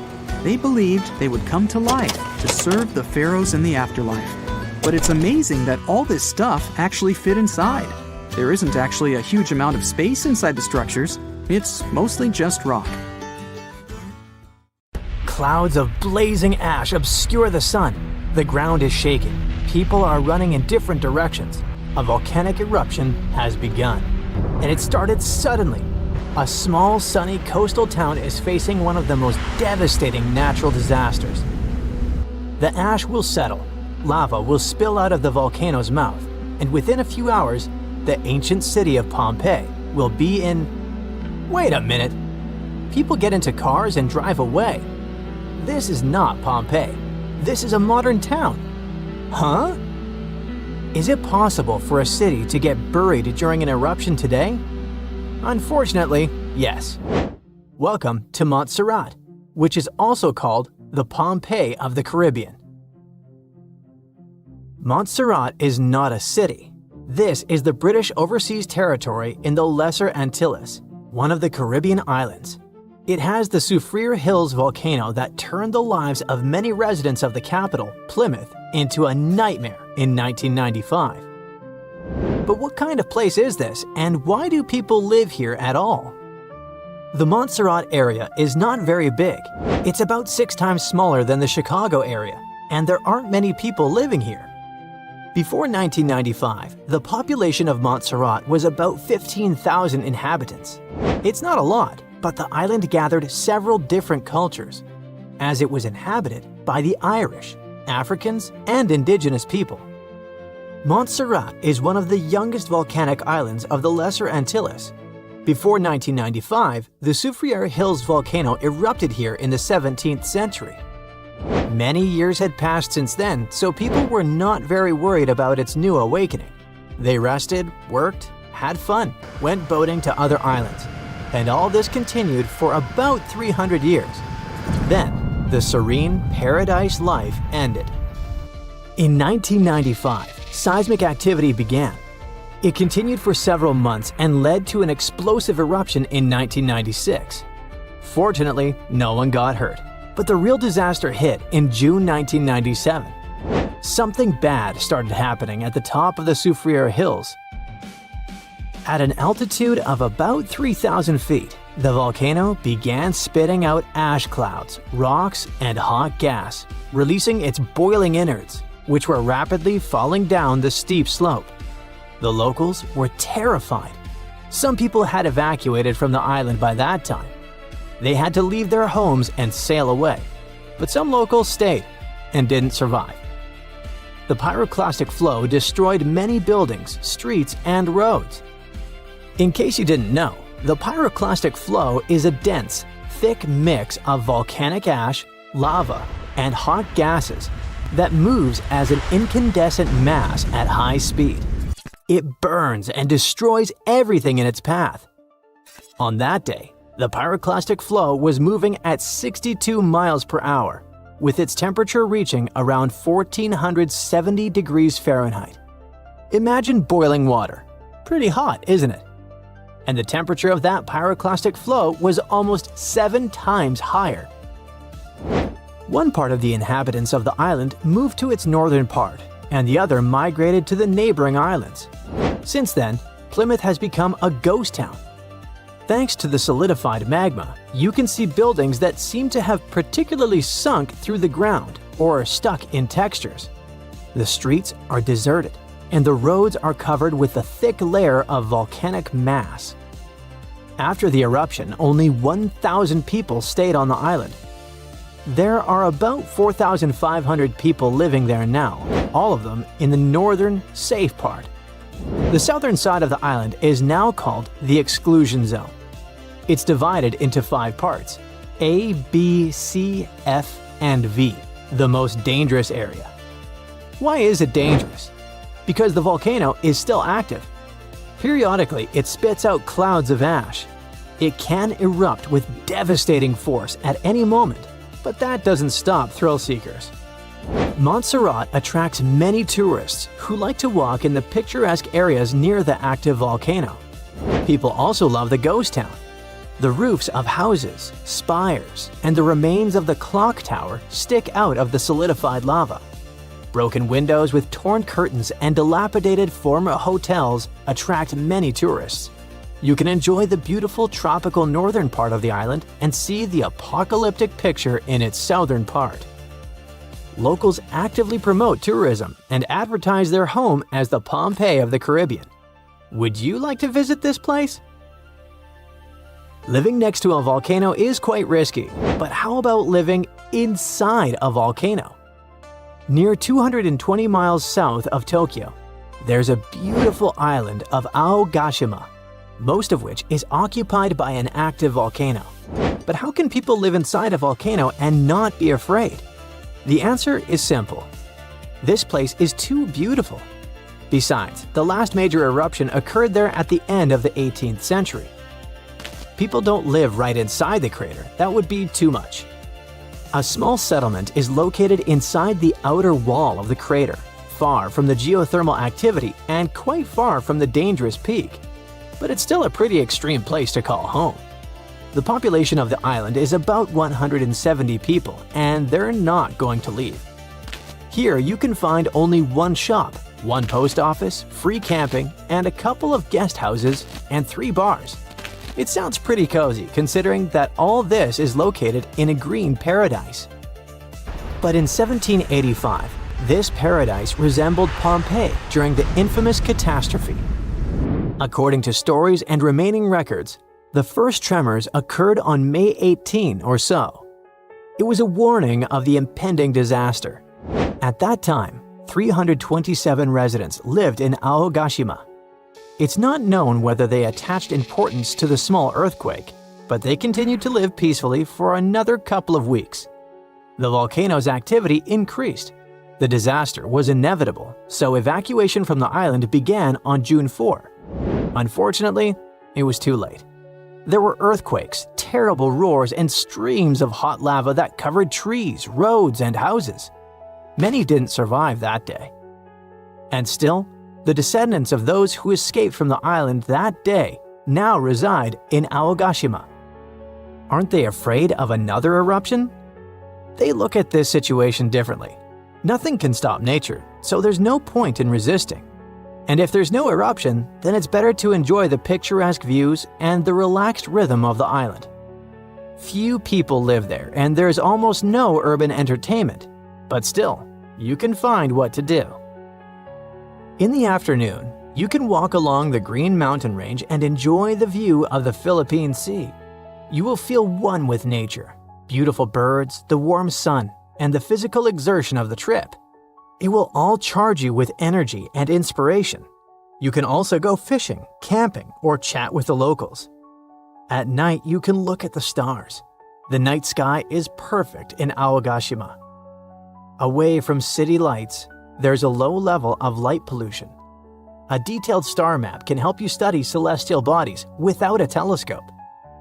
Since the place is essentially an active volcano, you can find many geothermal springs there. One of the coolest and most popular places to visit is Aogashima Furiai. It's a sauna that uses volcanic energy to maintain high temperatures in the steam rooms. And outside the rooms, you can also find hot air vents for cooking. How about an omelet fried in volcanic heat? Sounds appealing. Of course, it's quite difficult to get to this place since Aogashima is a very remote island. You first need to get to the nearest larger island, Hachichojima. There are regular flights to it directly from Tokyo. You can also choose a more romantic trip and take an overnight ferry.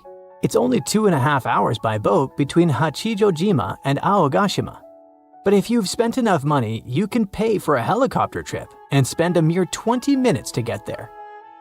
It wouldn't be surprising if you wanted to stay on the island forever after visiting it for the first time. A measured life in nature or the bustle of the concrete jungle? Which one would you choose? But don't forget that at any moment you can feel the ground tremble. But let's hope there won't be any eruptions soon. Not many civilizations are as mysterious as ancient Egypt, a powerful empire that lasted over 3,000 years. It gave us pyramids that still stand and myths that still inspire. It's one of the most explored places on Earth, yet somehow we still find exciting stuff. In Abydos, archaeologists just uncovered a 3,600-year-old royal tomb. It's huge! It has golden hieroglyphs of deities covering the entrance, but the pharaoh's name? It's not there. It's missing. Who was this ruler? And what new chapter could this open in Egypt's story? If there's one place in Egypt where the line between life and demise feels thinner, it's Abydos. To the ancient Egyptians, this was sacred ground. They believed it was the burial place of Osiris, the god who literally passed away, had his remains separated, and came back to life to rule the underworld. Because of that, Abydos became Egypt's spiritual gathering place. Pharaohs built amazing temples here, like the Temple of Seti, famous for its King's List, a wall that has the names of 76 pharaohs carved in it. Pilgrims came from across Egypt, leaving offerings and participating in Osiris festivals, where his demise and rebirth were ritually reenacted. It wasn't just symbolic worship, it was Egypt's version of Comic-Con. But instead of cosplaying superheroes, people reenacted gods coming back to life. Obviously, pharaohs competed to be buried as close to Osiris as possible. Abydos became part cemetery, part holy city, part afterlife insurance policy. Fast forward thousands of years, and we still uncover remarkable stuff around Abydos. That's the case with the recently discovered tomb. In early 2025, a joint team of researchers from the US and Egypt decided to dig beneath a rocky rise ominously called Anubis Mountain. You remember Anubis, the jackal-headed deity who guarded cemeteries. The uncovered royal burial was hidden 23 feet below the surface. Sadly, even though it eluded archaeologists for so long, robbers had already taken away with treasures ages ago. They could definitely tell this was a tomb of someone super important. Similar to how you can walk around a mansion with no furniture but still deduce that someone rich must have lived there. The chamber had mud brick vaults rising over 16 feet. That's taller than a female giraffe standing upright. For something built 36 centuries ago, it still felt enormous. However, when you remember that Egyptians were masters of architecture, nothing seems surprising. So no treasures, no golden mask, and sadly, no name. The cartouche that should have spelled the king's identity was unreadable. Egyptian tombs usually bragged about who was inside. In ancient Egypt, a cartouche was basically a big oval name tag for kings wrapped in hieroglyphs. Think of them as VIP passes that worked in both this life and the next. Without it, your soul couldn't check into the afterlife hotel. That's because to the Egyptians, your name, your ren, wasn't just so your teacher could distinguish you from kids with the same haircut. It was a core part of who you were. As long as your ren survived, so did you. To have your name forgotten was considered a fate worse than passing away. A soul cannot journey without a name. That's why you'd see cartouches all over the place, on temples, obelisks, jewelry, statues, and tomb walls. It wasn't there just for the marketing. It kept the pharaoh's presence front and center everywhere you looked. Imagine building a massive tomb only for 3,600 years later to walk in and go, who is this guy again? Not cool at all. That's why it's fair to imagine our nameless pharaoh haunting the robbers for all eternity. So yeah, Cartouche was considered very significant. One of the most famous and mind-blowing examples comes from the tomb of Thutmose III. His burial chamber and sarcophagus were literally shaped like a cartouche. In other words, the entire room was a living architectural symbol of his name. Thankfully, in the recently discovered tomb, not everything was erased. Painted in golden hues at the entrance were two familiar guardians, deities Isis and Nephthys. Isis was the magician who stitched Osiris back together and breathed life into him. Nephthys, her sister, was the eternal mourner and protector of the mummy. Together, they promised that whoever rested here would not face the afterlife alone, and it's one additional proof of the importance of the mysterious pharaoh. So, who could this be? To answer that, we need to go down history lane.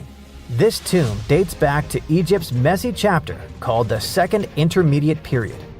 Instead of one ruler in charge, the country had many rival kingdoms, each with its own little power base, like a real-life Egyptian version of Game of Thrones. And right in the middle of that chaos was Abydos.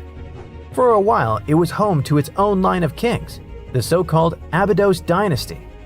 Those weren't the pyramid builders everyone knows, and that's why they're so mysterious. They left behind almost nothing. No great monuments, no sprawling cities, just fragments of names on broken blocks. For centuries, many scholars even doubted they existed at all. That sorta changed in 2014, when archaeologists uncovered the tomb of Senebkay, one of those shadowy kings. Now, everything we know about Senebkay points to him having quite a story to tell. His bones revealed 18 deep wounds, the kind you get in battle. He had blows to his skull, back, and hands, and likely lost his life fighting, making him one of the few pharaohs we know who sadly fell in combat. His tomb was modest, with reused artifacts from earlier kings, but it delivered one priceless thing: proof. Until Senebkay, the Abydos dynasty was just a theory. With him, it became real. And that's why the new discovery could be a big deal. The newly uncovered royal tomb at Abydos shares the same layout and style as Senebkay's. It has limestone chambers, mud brick vaults, and protective deities, although it's much bigger. Which again raises the possibility that we're looking at an even earlier, more powerful ruler of Abydos. Whoever he was, he wanted to be remembered alongside the greats. Which is ironic, because it seems that history tried erasing him. Perhaps additional findings alongside his tomb could tell us more. Yes, there's more, and it's actually pretty cool. Not far from Abydos, in the village of Banawit, archaeologists uncovered a Roman-era pottery workshop. Yeah, you heard that right, a pottery factory close to a pharaoh's burial ground. The site had huge clay kilns, storage rooms, and even broken shards called ostraca. They were basically ancient sticky notes. Except instead of shopping lists, those had receipts scratched onto them in Greek and Demotic Egyptian.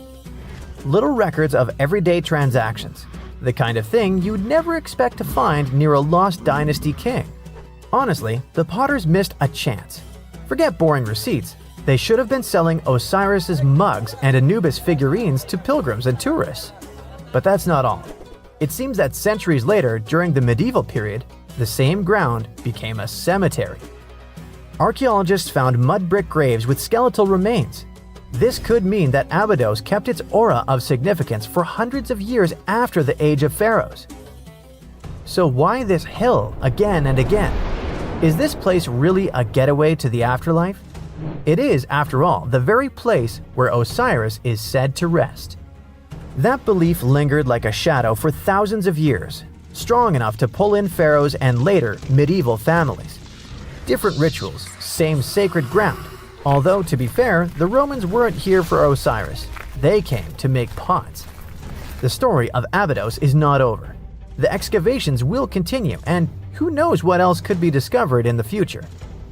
Today, archaeologists are armed with tools that are basically X-ray glasses for the desert. Every scan could reveal a hidden chamber, or if we're lucky, finally give our nameless pharaoh his wren back to him. In fact, I became strangely invested in finding out who he was. So let's hope for some news soon. It's only a matter of time. Do you have your own theories? Let me know. Scientists found an entire city of Gaiangola that was hidden beneath the dense jungles of Mexico for 600 years. It covers 360 hectares, had over 1,000 buildings, 2.5 miles of defensive walls, a network of internal roads, and a well-planned urban layout with temples and ball courts, and separate neighborhoods for the elites and commoners. For centuries, people believed there was just an abandoned fortress there, based on stories passed on from generation to generation. Until recently, there was no way to see how truly huge it was without spending years on the ground. But thanks to the new technology, a remote sensing tool called LiDAR, they got a 3D model of the area in just 2 hours from a plane. Gaiangola was built between the years 1350 and 1521.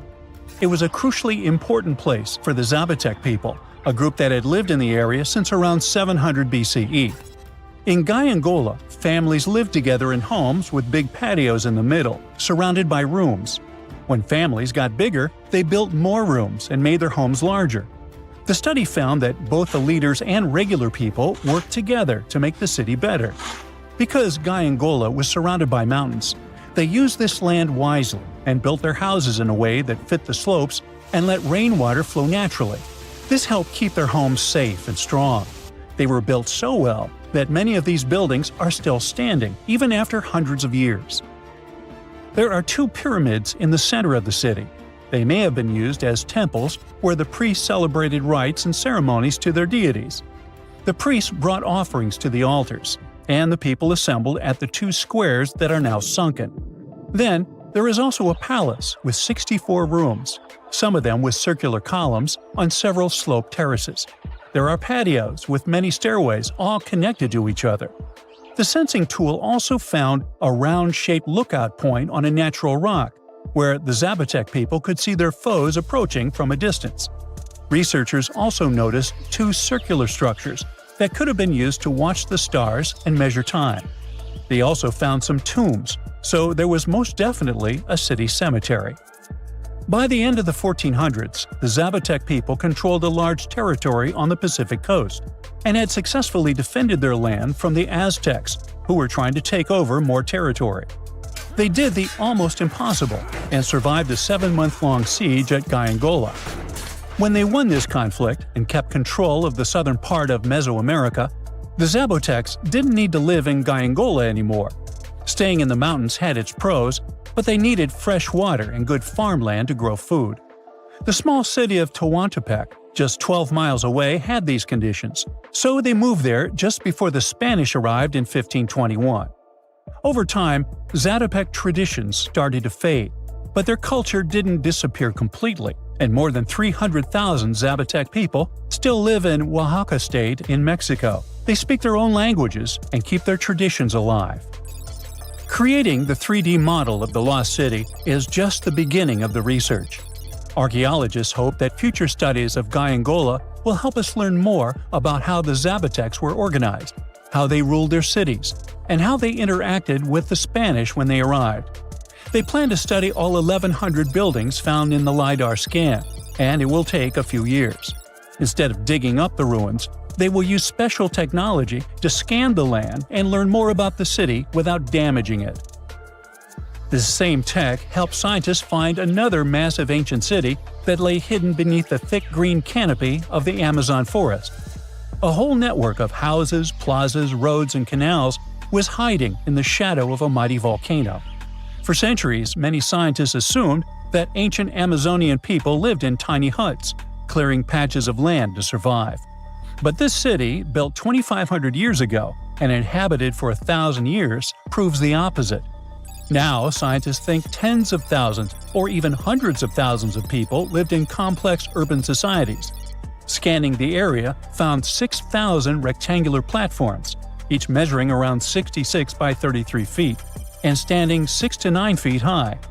These structures were arranged in clusters around central plazas, with straight roads with perfect right angles and paths connecting them. One of the roads was 16 miles long.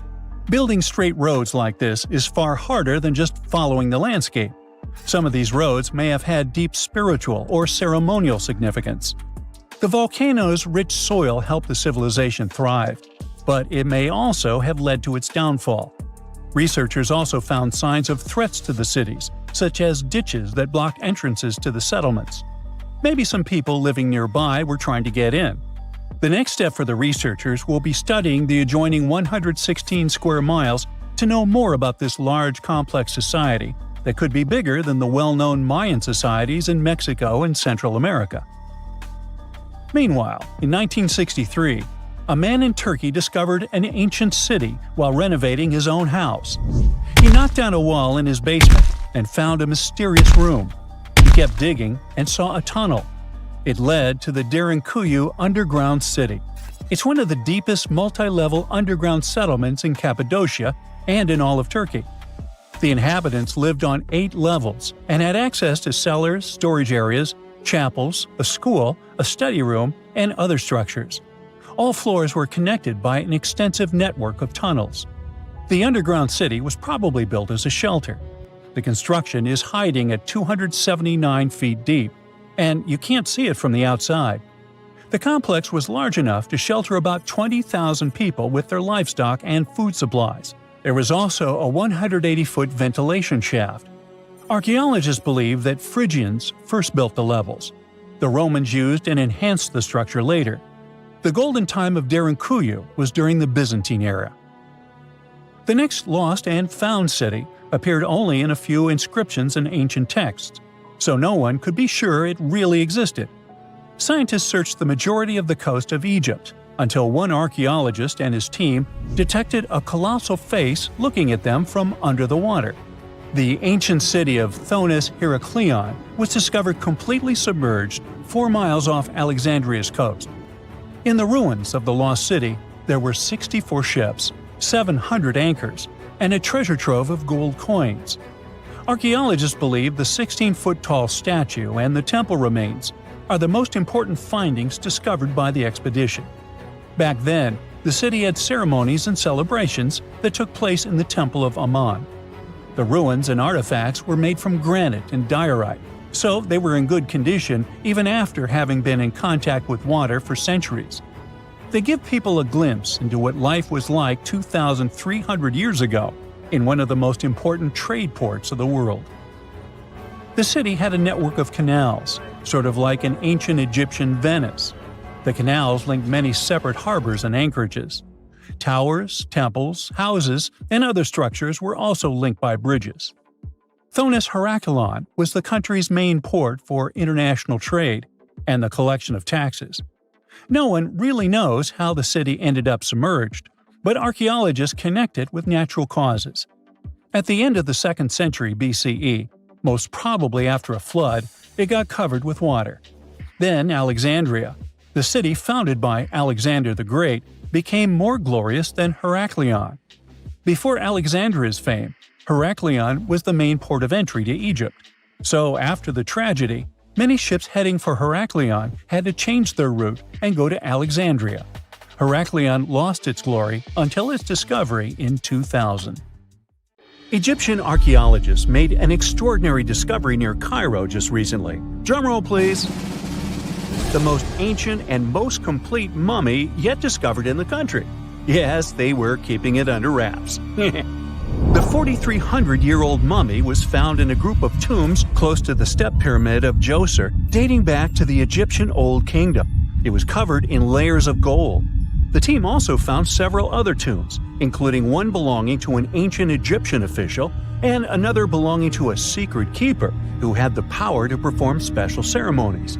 Another interesting tomb was that of a writer, which featured the largest statues ever found in the area. This vast burial site is also home to more than a dozen pyramids and resting grounds. Probably one of the most famous mummies in the world is that of Hatshepsut. She ruled Egypt like a boss for around 20 years, building all sorts of impressive buildings and creating new trade routes. But when archaeologist Howard Carter found her tomb in the Valley of the Kings, her sarcophagus was empty. However, Carter did find 2 coffins in another tomb, one of which belonged to Hatshepsut's wet nurse and the other to an unknown woman. In 2006, a team of specialists decided to investigate whether that mysterious lady was the queen herself. They found a molar tooth in a wooden box with Hatshepsut's name on it, and when they compared it to a gap in the mummy's mouth, it was a perfect match. Ramses II was a pretty impressive ruler, but it was his mummy that eventually made history. Now, we don't hear too much about his daddy. Okay, I'll stop. Ramses is considered to be the most powerful pharaoh in all of Egypt, as he reigned for a whopping 6 decades. He also lived to be over 90 years old. Now that's pretty amazing, considering the time he lived in. Ramses II supposedly had over 100 offspring too. Talk about a big family. When he passed away, his body was originally buried in the Valley of the Kings, but some sneaky guys tried to rob his tomb of all his treasures. Officials back in the day weren't having any of that though, so they moved his body to a secret location to keep it safe. Fast forward to the 1800s, and Ramses II's mummy was discovered along with a bunch of other rulers and important officials. But it wasn't in the best condition, so archaeologists flew it to Paris to get it, pampered. Problem was, he couldn't just be transported into another country. The only solution available was to give Ramses II his own passport. His occupation was listed as king, and the document even featured his photo. Most mummies aren't necessarily known for having the most hydrated skin. But that of an ancient woman, also known as Lady Di, proves otherwise. No, not that Lady Di. This wealthy lady from ancient times was discovered in an ornate tomb in 1971, and she looked fabulous, if we can say so about a mummy. Thanks to the special conditions in her tomb, like the moisture in the environment and the lack of oxygen, her body was almost perfectly preserved. Her skin was soft, her hair was on point, and she was still flexible. The museum that now proudly displays her mummy also shows a ton of fancy items that were buried with her, like dinnerware and musical instruments. Archaeologists investigated the mummy further and discovered that she passed away from a heart attack at around 50 years old. Even though it hasn't been around for over 2,000 years, Lady Di is still making history. The mummy of Otzi the Iceman was discovered in the Alps in 1991. Austrian authorities initially thought he was a modern mountaineer because he was so well preserved. Turns out, he was actually from the Copper Age. He was found in a mountain pass over 10,000 feet above sea level. Through studying his mummy, we've learned so much about life in Copper Age Europe. For example, we know that he was a native of Central Europe and enjoyed eating meat. He also suffered from arthritis, narrowing arteries, and intestinal problems. But he likely used acupuncture and medicinal herbs to treat these conditions. And apparently, he was pretty handy with tools. He sharpened them just days before his untimely demise. Who knows if he was expecting trouble or just getting ready for some routine work. Now, King Tut and his story is most likely the one that made all mummies famous. This pharaoh passed away at the young age of 19, more than 3,000 years ago. But his mummy is still one of the most well-known in the world. When his tomb was opened in 1922, people went wild because it was still intact, unlike many other royal tombs. It had some seriously blinged-out coffins, including one made of solid gold. Not only did Tut's tomb give us a glimpse into ancient Egyptian history, but his mummy also taught us a lot about the time he lived in. DNA analysis helped identify his parents and revealed that the pharaoh had a rare bone disorder that might have made walking a bit tough. Now, Ginger is most likely one of the coolest mummies you'll ever hear about. He's like a time traveler from 5,000 years ago who's still looking fly with his golden hair and perfectly preserved nails. Ginger was discovered in Egypt and is believed to be the earliest known mummified body. Before people even knew about mummification, they used to place bodies in shallow graves in the hot, dry sand. And since the sand absorbed all the water, bacteria couldn't reproduce, and the body was preserved naturally. Now, scientists are not sure if Ginger's preservation was intentional or not, but since he was buried with some pottery vessels, it's likely that whoever buried him knew some serious preservation techniques. If you want to meet Ginger in person, he's currently chilling at the British Museum. One Dutch art collector bought a statue from Asia and ended up finding a weird discovery. The statue contained a mummy hidden inside. Unfortunately, the body was too fragile to move, so they had to leave it there. The coolest part is that this mummy is over 1,000 years old and was on display for 200 years before being encased in the statue. When scientists did a CT scan, they found out that the mummy was filled with paper scraps covered in writings.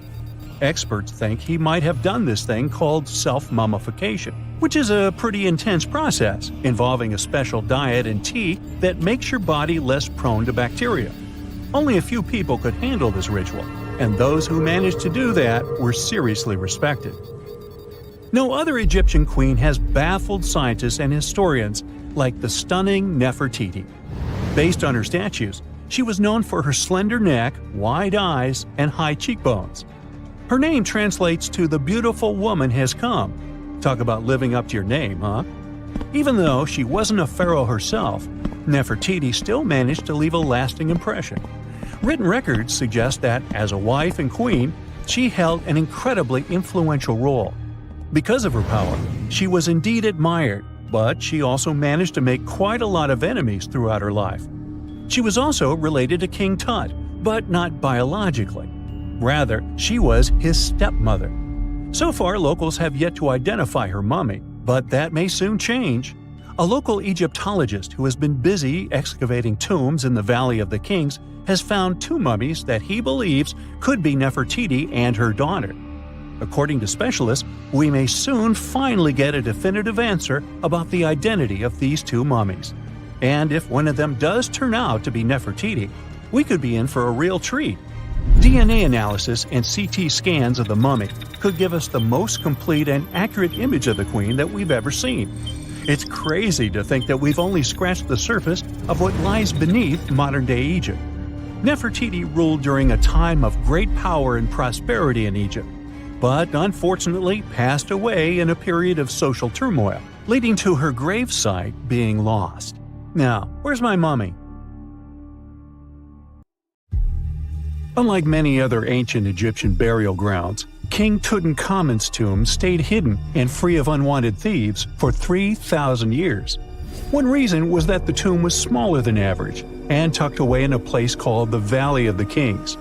This area was already being extensively explored by the time they stumbled upon Tut's spot. The entrance was all covered in debris from building a nearby tomb, which must have also helped keep it a secret. There were also 0 writings or signs on the outside of the tomb. Time passing also played a part in keeping it in amazing shape until the 1920s, when a man named Howard Carter finally made it in. But was Carter that big of a hero? Some recent findings say he might have been sneakier than initially thought. People used to think Carter wasn't just a glorified treasure hunter, he was a true archaeologist.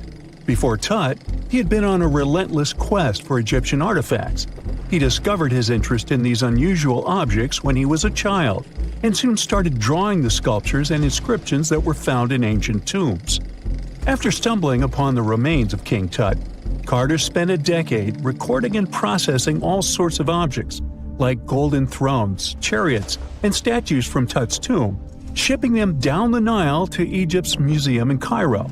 Well, at least that was the official story. More recent discoveries claim that not all of the objects made it to Egyptian officials. A secret letter seems to uncover Carter's little 10 for them, 1 for me policy. The letter in question was sent to Sir Alan Gardiner, a philologist and friend of Carter's, dated from 1922. In these writings, Carter mentioned having found the tomb and was asking his buddy for some advice. In another letter from 1934, Gardner seems to be thanking Carter for an amulet, which was sent to him as a thank you gift. Carter was adamant that it didn't come from Tut's tomb, but evidently it did. Even the British director of the Egyptian Museum was onto Carter's sneaky endeavors, but couldn't prove it. He compared Gardner's amulet to others from Tut's tomb, and lo and behold, they were a perfect match. Gardner was so disappointed to have been put in such a sticky situation that he vented to Carter in another letter. Deciding to be a good friend, Gardner didn't throw the famous archaeologist under the bus. Instead, he advised Carter to take those stolen goods back to Cairo, just like he'd advise you to like this video and subscribe to the Brightside channel for more amazing videos on the most unique topics in history. It's not the only shady piece of information on Carter's post-discovery behavior. In 1947, a man named Alfred Lucas, who used to work with a controversial archaeologist, gave some information in an obscure journal in Cairo. He claimed that Carter sneakily cracked open the burial chamber door himself. Then he sealed it back up like nothing had happened before the official uncovering. Now, why would he do that? Well, the same theory suggests that Carter and his crew might have entered the tomb early so they could get their hands on some ancient goodies. Obviously, these people couldn't risk having such objects sold while they were still alive, but made sure they were auctioned off after they passed. Carter, though, never confessed to anything. He made no official denial either, but the Egyptian government couldn't risk any more mysterious disappearances, so they prohibited him from entering the tomb for a while. Some have connected this apparent stealing to the curse of King Tut. If you've never heard of it, know that it became quite the scary tale soon after King Tutankhamun's resting place was uncovered. It claimed that anyone messing with the tomb of the boy pharaoh would face some serious bad luck. It's not all dramatic like a mummy going on an aggressive spree, but word got out that the people involved in disturbing King Tut's lair met some mysterious, untimely ends. The main untimely passing related to this supposed curse is that of George Herbert, the 5th Earl of Carnarvon. He was this British aristocrat who helped fund the search for the tomb. He passed away just a year after the tomb was opened. Now, people love to call it mysterious, but it turns out that Herbert was already in pretty bad shape health-wise when he got to Cairo, and he ended up getting taken down by a regular disease. Now, let's talk numbers. There were a lot of people linked to this tomb opening: security guards, archaeologists, and supporting staff. And sure, a few of them did pass not long after the tomb started receiving visitors. As much as we'd like this curse to be true for the sake of, good storytelling, statistically, if you have a bunch of people connected to opening a tomb, you'd expect some passings just by random chance. The average lifespan for those supposedly targeted by the ancient curse was more than 20 years after the spell was supposed to kick in. Herbert's daughter even lived until the 1980s, that's half a century later. And Howard Carter himself lived until 1935, a solid 16 years after the big reveal. Some have suggested that the whole curse was nothing more than a careful PR strategy. You see, when Tut's tomb was found, Howard Carter wanted to make a priority out of keeping nosy reporters away, so he might have come up with a curse hanging over anyone entering the boy king's resting place. But what was stolen from King Tut's tomb anyway? Well, some jewelry to begin with. It might have been snatched by Howard Carter himself, according to a French specialist. He did some intensive research by looking at old pictures taken from inside the tomb back in the 1920s. He compared those images to various objects from museums and auction houses. He soon started to piece together the whereabouts of some of Tut's jewelry. First up, there's this collar that used to be on Tut's chest. It was all broken into pieces, and some parts went via Carter to the Nelson Atkins Museum in Missouri. Meanwhile, other bits ended up on a necklace owned by some unnamed people who tried to sell it in 2015 but failed. Even the Nelson Atkins Museum agrees, as they've confirmed the information on their website. Then there's a headdress piece. Some beads from it that once belonged to Tut apparently got stolen by Carter too. They were also strung into a necklace and are now being held at the St. Louis Art Museum. Another fancy collar made out of glazed ceramic magic spent some time at the Met, far away in New York. Thankfully, it was sent back to Egypt a bit over a decade ago. This seems to have been, as you'd expect by now, also stolen by Carter. Missing artifacts aside, King Tut still gave a ton of amazing objects that helped us learn more about this incredible ancient culture. Starting with the famous burial mask. It's this massive 21-inch gold art piece with semi-precious stones and glass paste. It weighs 22 pounds and showcases the boy pharaoh with a long beard and a headdress with a cobra and vulture. On the back, there's this spell from an important ancient Egyptian spiritual book that's supposed to make sure it works just as well in the afterlife. Tut was also apparently a board game enthusiast. They found 4 board games in his tomb, some made of ivory. Archaeologists also found a pair of gold sandals, though you'd imagine they were more for show than for comfort. In fact, the pharaoh probably never wore them in his lifetime. Now, speaking of fashion items, it turns out Tut was quite the fancy ruler. They even found a mannequin in his tomb that was used to pick out, adjust, and store his outfits and jewelry. The boy king seemed to have also enjoyed some music, based on the 2 trumpets historians found in his tomb. Though they were played back in 1935 in a BBC broadcast, the instruments are today considered too fragile to be maneuvered. Ever since Plato wrote about the allegory of Atlantis, humanity has been fascinated with the possibility of the discovery of a thriving underwater civilization. Fancy joining me on a trip to a few historic underwater sites? Let's see what we can find out about ancient civilizations. The first one on our list is what is being called the underwater Stonehenge.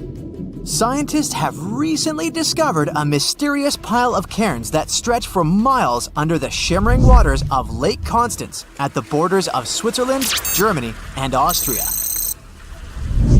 Archaeologists began to explore the site back in 2015, and they haven't been able to understand yet what it was actually used for. What they do know is that there is a 12-mile line of 170 human-made stone cairns under Lake Constance.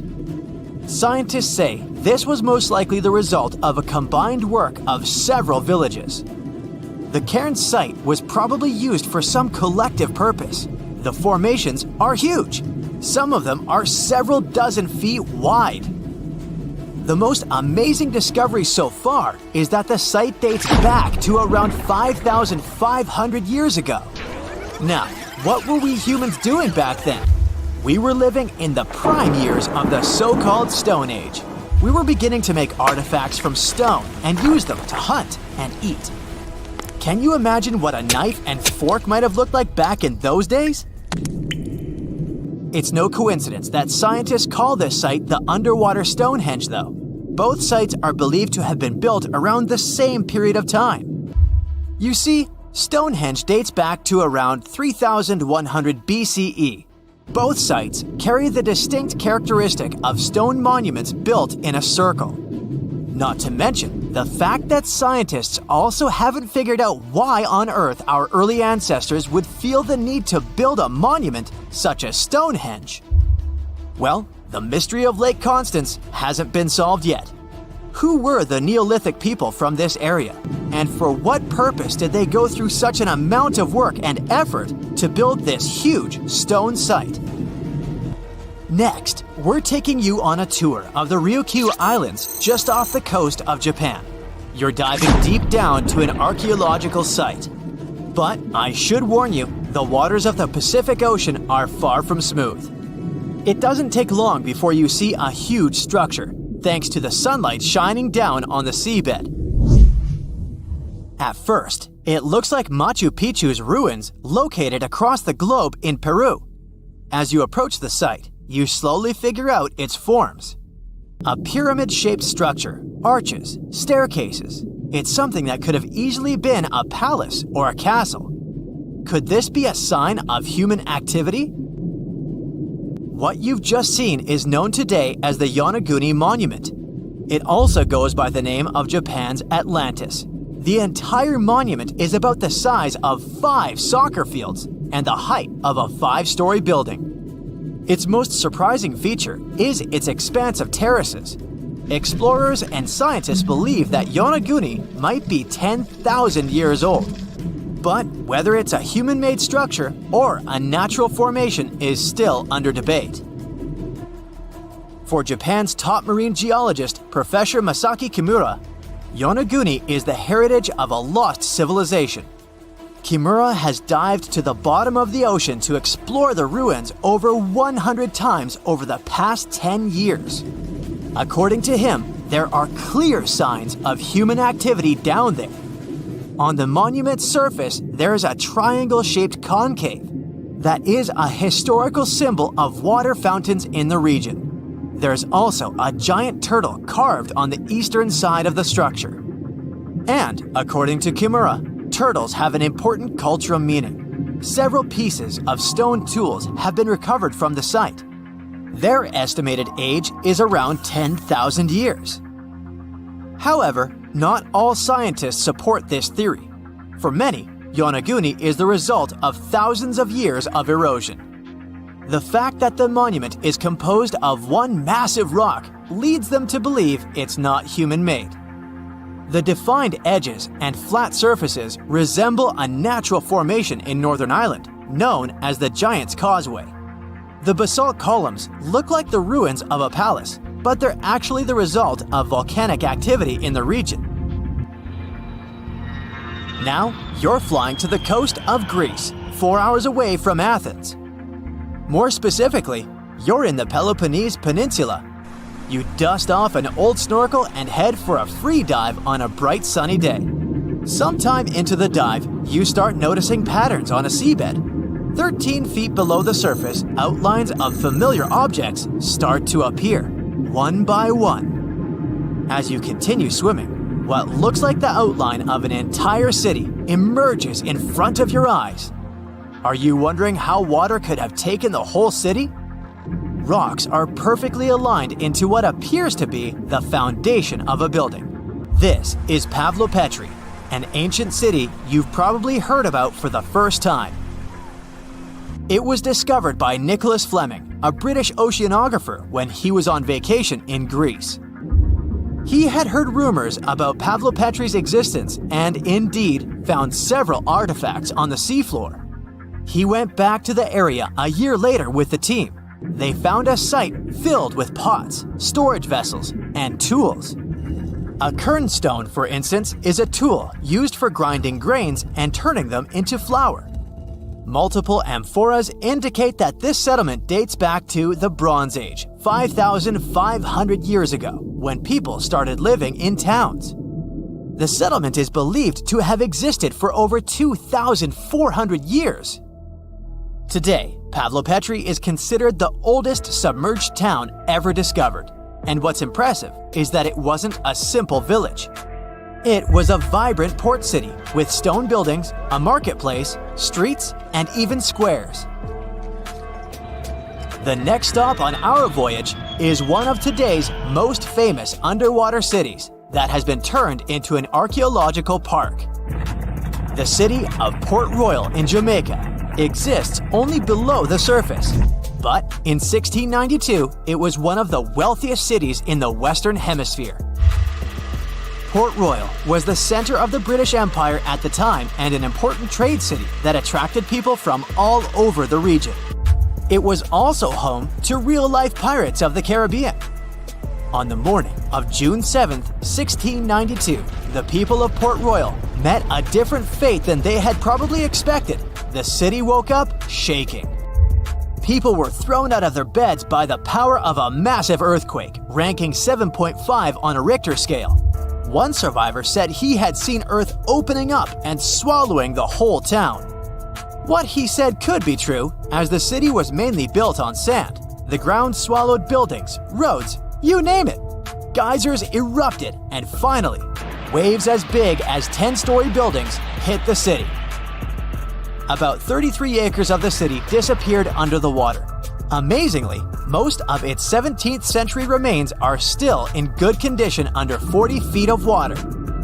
Archaeologists have found taverns, storage rooms, kitchens, and recreational buildings used for diverse purposes. You can also see a grand lion statue, a submerged bridge, and many picturesque arches. Of course, I saved the best for last: India. Just off its coast lies another sunken marvel. A site known as the Lost City of Cambay is located in the Gulf with a similar name. It remained undiscovered until 2001, when the National Institute of Ocean Technology made a routine water assessment.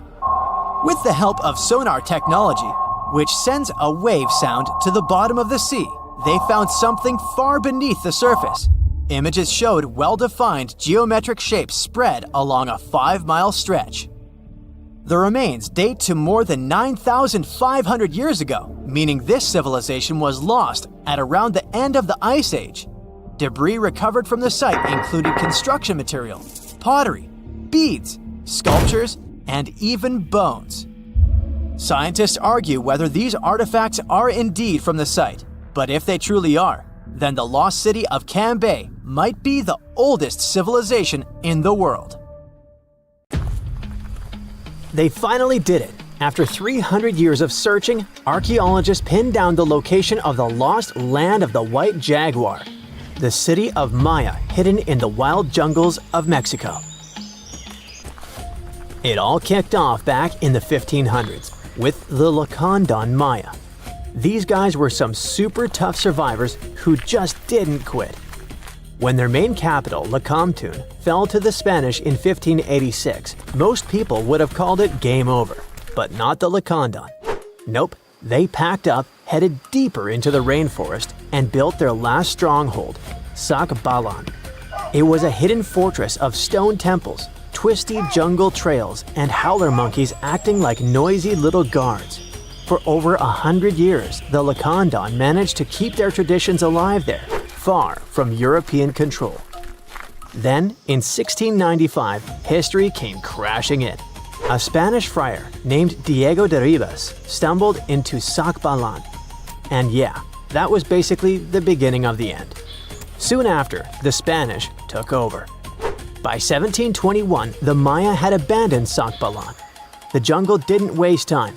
It swallowed the place whole, with roots tearing into walls and vines smothering plazas. The city didn't just disappear, it got eaten alive. For the next 300 years, Sakbalan turned into more of a myth than a memory. A name archaeologists and explorers would whisper, secretly hoping to find it one day. Plenty of expeditions tried to track it down, but the rainforest is sneaky. Every path looks identical, maps fall apart in the humidity, and even GPS can't cut through the thick green ceiling. It was like looking for a needle in a haystack, except the haystack was alive, covered in thorns, and yeah, crawling with jaguars that would happily make you lunch.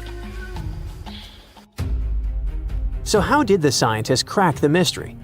One word: a letter from the 17th century. The letter by Diego de Ribas described all the routes, rivers, and trails leading to Sakbalan. It showed in every detail the journey of the soldiers who walked 4 days to the Lacandon River after leaving Sakbalan.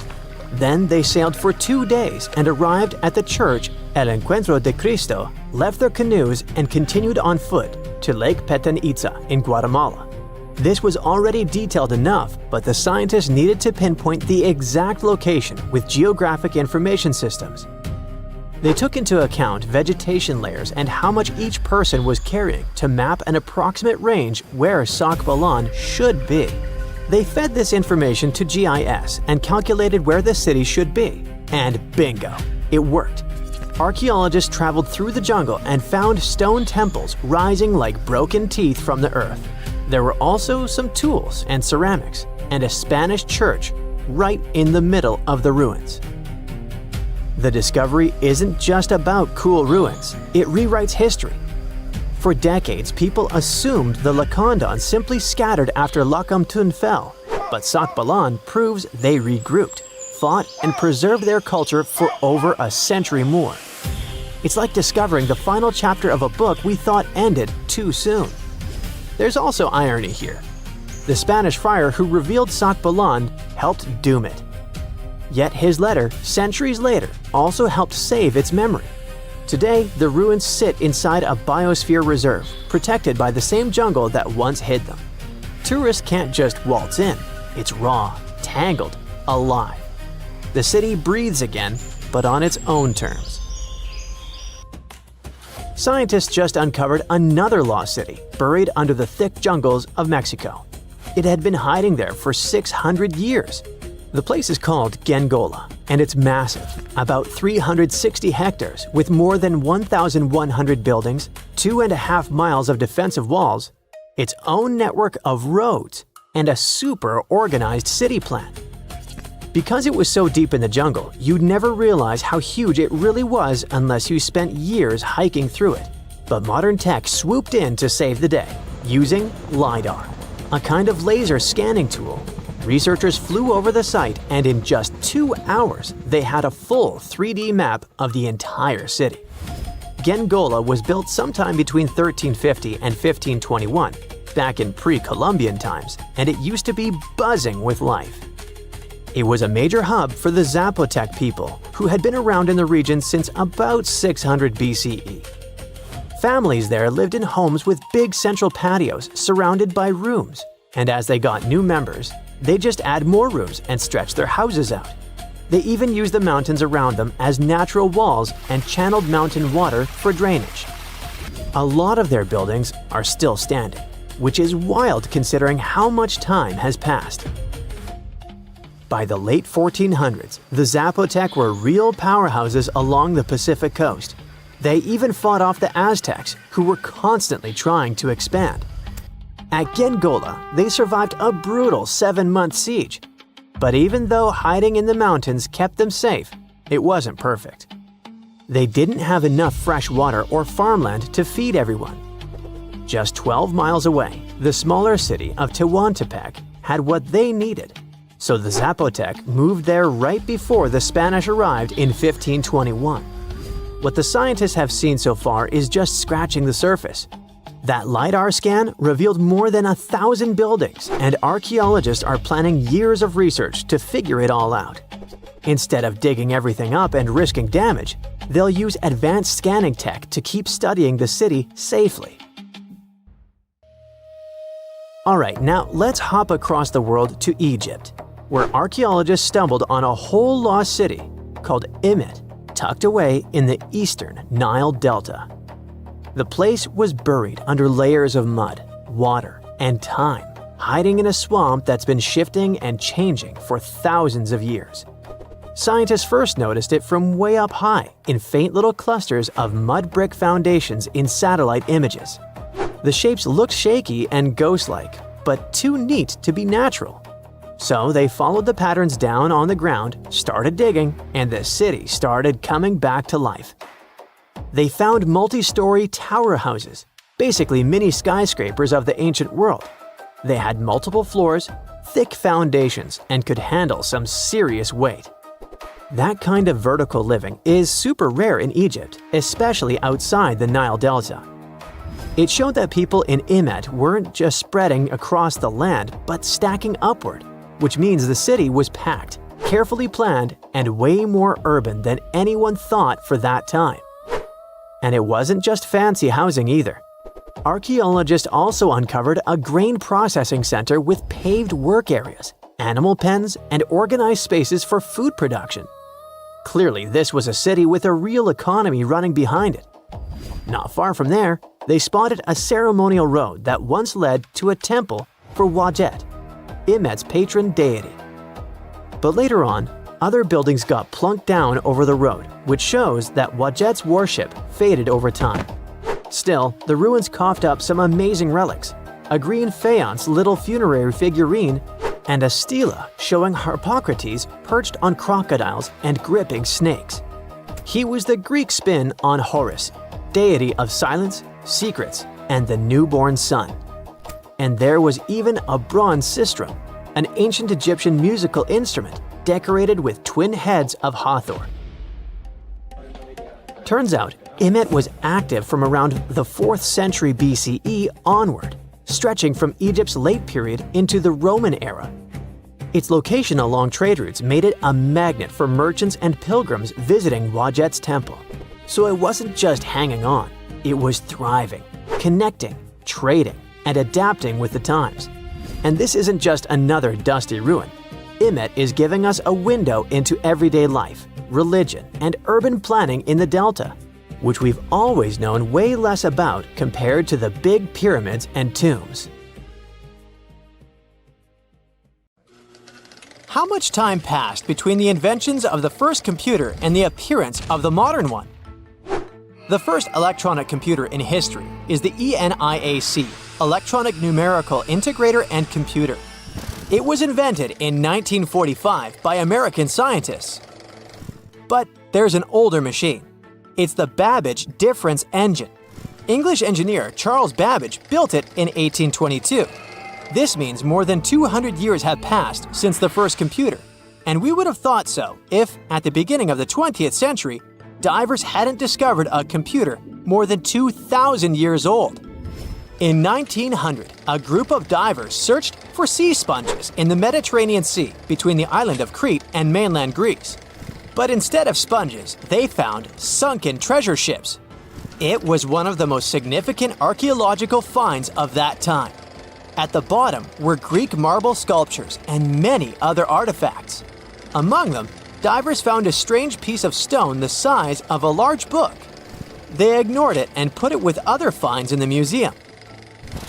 A few months later, archaeologists began to study the block and discovered that a strange object with bronze gears was hidden inside it. This shocked all scientists because, according to historical data, such things could not exist in ancient Greece. The technologies of that time were not so developed. Scientists started studying this object and realized they had no idea what it was. They called it the Antikythera mechanism, and they had been trying to unravel its purpose for over 100 years. The fragility of the object added complexity. It had been underwater for a millennia. Its internal instruments were damaged, and when scientists touched them, they fell apart. Over many years of research, the object has split into 82 fragments, becoming a real puzzle for scientists worldwide. They found out that it was a machine designed for astronomical calculations. With the help of X-rays, computer tomography, and virtual modeling, people could partially recreate the image of the mechanism. It was a complex structure consisting of 30 rotating gears that turned the dial.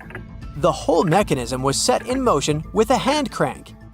All this was necessary for the ancient Greeks to track the positions of the moon and the sun and calculate the time of eclipses and the Olympic Games. It's as if Silicon Valley was in ancient Greece and the best minds united to create a revolutionary startup. The Antikythera mechanism showed that people in the distant past had excellent knowledge of astronomy and technologies for studying the starry sky. Considering that time, it was not just a machine, but a supercomputer. People entered data into it and got the result after the complex calculations it performed. In 2016, scientists found an inscription on the device containing more than 3,000 symbols. It was something like a manual for use. The text had information about eclipse colors, celestial body movement, and astrological predictions. It was like a reference list of all the events that happened to the planets in the sky. The Greeks realized that all astronomical bodies in the starry sky moved along the same routes. That is, they had orbits close to the plane of motion of our planet around the sun. Ancient astronomers couldn't calculate the path of their movement, so they created the Antikythera mechanism. This was one of its main functions. The researchers found confirmation of this version in the words of the Roman lawyer Cicero. In one of his quotes, there was a mention of a computing machine created by mathematician Archimedes. According to Cicero, the machine could depict the movement of 5 stars called wanderers. At that time, people called celestial bodies that way. Archimedes had lived before the Antikythera mechanism was invented. But perhaps he created the drawings that became the basis of the device. The mechanism worked, and when you turned the handle on it, it rotated the gears in the front and rear parts of the device. And then, the dial showed you the direction of movement of space objects. Besides, the machine had an astronomical calendar inside and tracked the time of sporting events, such as the Olympic Games, and also helped to calculate the exact time of the eclipse. Apparently, the Antikythera mechanism was something like a powerful organizer used by scientists or wealthy citizens of Greece.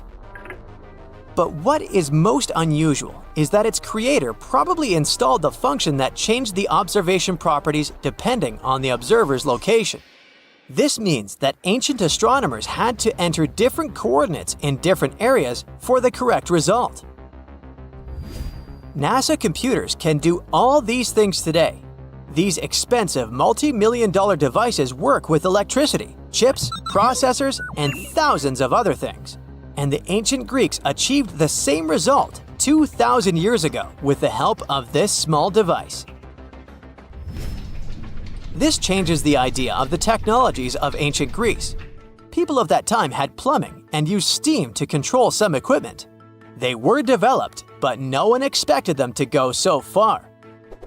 Archaeologists were sure that people of ancient times used giant rough gears to operate windmills, and now it turns out that they could create small and complex mechanisms that modern scientists couldn't figure out for 100 years. Divers continue to study the seabed where the Antikythera mechanism was found. They have already found other items, such as nails from the ship and a bronze ring. Such underwater excavations are dangerous and complicated, so the research takes a long time. Experts think that the Antikythera mechanism was not a single copy. Perhaps the ancient Greeks made the same or similar machines. Maybe they're hidden somewhere or were melted down to create something else. In those days, bronze was a costly metal, so when ancient astronomical computers broke down, people could melt them and sell the metal.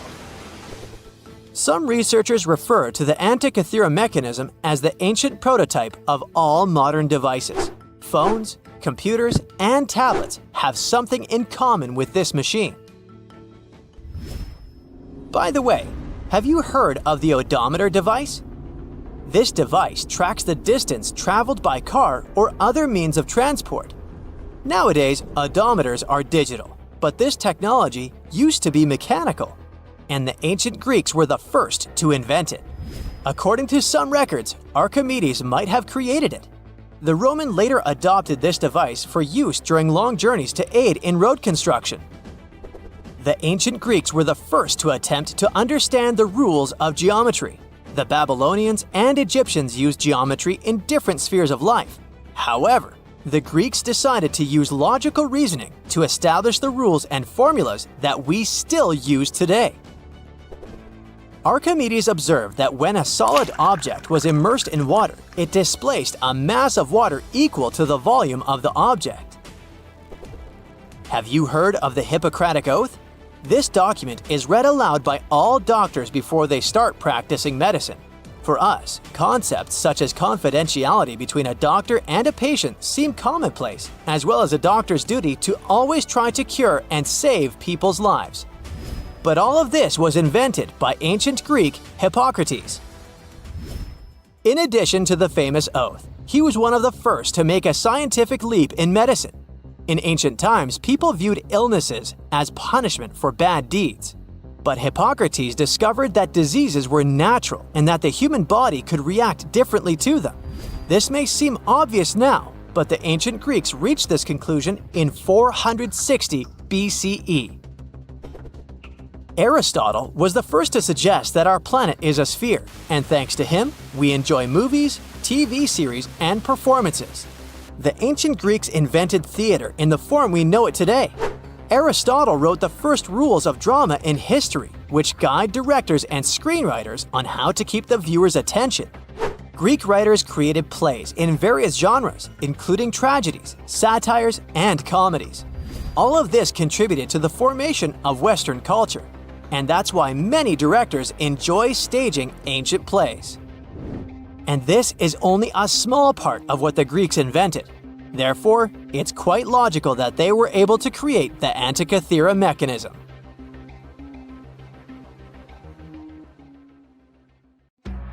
The Sahara Desert is like a Mad Max movie. Scorching heat, endless dunes, and an overall barren wasteland. A place where no one could live, right? Well, forget all you know about it. Because 5,000 years ago, the Sahara was a lush paradise of grasslands, lakes, and rivers, and the home of a ghost civilization that vanished without a trace. Our tale begins in the 1930s, when a Hungarian explorer stumbled upon a cave in the middle of the Sahara. Inside, he found something bizarre: ancient rock paintings of people swimming in a lake, surrounded by giraffes, hippos, and crocodiles. At the time, everybody shrugged it off as some symbolic depiction of the afterlife, because really, who would imagine a lake in the Sahara? Well, fast forward some 70 years later, when a group of archaeologists made a discovery that flipped the script. In a rock shelter in Libya, they unearthed 15 mummies, along with baskets, ceramic pots, and other everyday items. This may look like prehistoric junk to most people, but to archaeologists, it was like uncovering a key piece of evidence. Those people weren't just passing through, they lived here. You see, those weren't just any mummies. They were some of the oldest naturally mummified humans ever found, dating back over 7,000 years. Take that, Egypt. Two of them still had readable DNA, preserved thanks to a rare natural mummification process, almost a miracle considering the Sahara's climate's ability to turn everything into, well, beef jerky. Scientists struggled to understand where those mummies came from for a while, because the mitochondrial DNA they recovered was not helpful at all. But thanks to scientific progress, they eventually managed to do a full genome analysis that revealed some weird secrets. Those people belonged to a human lineage that was completely unknown, and they lived isolated from the rest of humanity for thousands of years. For decades, researchers assumed that the place where they lived, the Green Sahara, was like a prehistoric highway, a lush corridor that humans and animals used to migrate between sub-Saharan Africa and the Mediterranean. But the mummies demolished that theory, like a hippo sitting on a sandcastle. Their DNA showed zero genetic mixing with sub-Saharan and Eurasian migrants, keeping their genes pure for 7,000 years. Their closest genetic relatives weren't their neighbors living right below the famous desert, but some ancient hunter-gatherers from Morocco, and even some guys that lived in the Czech Republic, when it wasn't even a country yet, 50,000 years ago. We're not out of the woods yet, because those mummies also carried some teeny-tiny traces of Neanderthal DNA, just 10% of the amount found in modern Eurasians. Now, if you paid attention in school, then you know that Neanderthals lived in Europe and Asia, and early humans only mixed with them after migrating out of Africa. But those Green Sahara folks never left Africa. So how did they get Neanderthal genes? The leading theory is that their ancestors mingled with Neanderthals in North Africa 50,000 years ago before settling in the Sahara and cutting off contact with the outside world. Archaeologists also found cattle bones and tools made of stone and wood at that rock shelter, proving that those people led a thriving pastoral lifestyle. This discovery made scientists scratch their heads for a while because, you see, animal domestication was not developed in Africa. So how did they learn it if they never mingled with anyone? Did they have ancient YouTube tutorials? Probably not. The researchers believe they must have traded knowledge with neighboring groups, but just knowledge, no saliva. It's almost too hard to believe that no outsiders mixed with them. After all, who wouldn't want to live in a thriving civilization in the middle of a green paradise, drinking milk, eating meat, and even using animal blood as a protein source? Ooh, yummy. They didn't have to hunt for every meal, thanks to their livestock, and the abundant water made life pretty sweet. And yet, they never married outsiders. Why? Maybe it was a cultural choice to never date outside their own group. Or maybe the landscape itself kept them isolated. This is where scientists place their bets.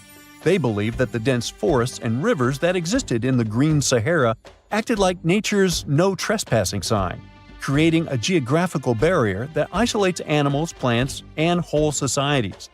This isolation is the reason why their genes were so unique. These guys weren't swapping spit with anyone else. But this genetic time capsule almost didn't survive. For most of the last ice age, the Sahara was even harsher than today, a true dead zone where humans couldn't survive. 70,000 years ago, even the toughest people disappeared, retreating to the Nile Valley and the Mediterranean coast. Why? Because Earth was a climate bully. Massive glaciers stole all the moisture, weakening monsoons until rain clouds barely reached North Africa. Then came the knockout punches. Armadas of icebergs flooded the North Atlantic, triggering devastating droughts each time. This was the Sahara's ultimate keep-out era. Now, you're probably wondering how in the world the Sahara turned green after all this, and then went back to being a desert again. Well, it all started 15,000 years ago, I wasn't around then, when Earth was shaking off the last ice age.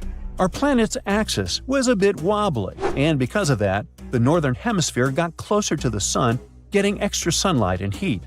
This eternal summer turned North Africa into a giant moisture magnet, pulling water from the Atlantic and making it all rain down on the Sahara. The result of this ridiculous amount of rain was a lush savanna, complete with lakes the size of small countries. But the African humid period was not just a one-time miracle. The truth is, this eternal on and off switch between green and desert happened to the Sahara more than 230 times since the desert was born. During one of these events, the Sahara even expanded, getting bigger than it is today. So when the green Sahara showed up, you can bet it brought the ultimate ecosystem glow-up. This wasn't just a light dusting of grass. We're talking full makeover. The transformation was so complete, it even reshaped animal populations. Cheetahs suddenly struggled with the new prey dynamics, while rodents like the multi-mammate mouse thrived in the suddenly abundant grasslands. But don't pack your prehistoric swim trunks just yet. This paradise had teeth. The Sahara was an ecological maze of crocodile-infested rivers, malaria-carrying mosquitoes, and big cats lurking in the tall grass. Crossing it would have been like playing a real-life game of Hungry Hungry Hippos. This is probably why more groups didn't settle permanently.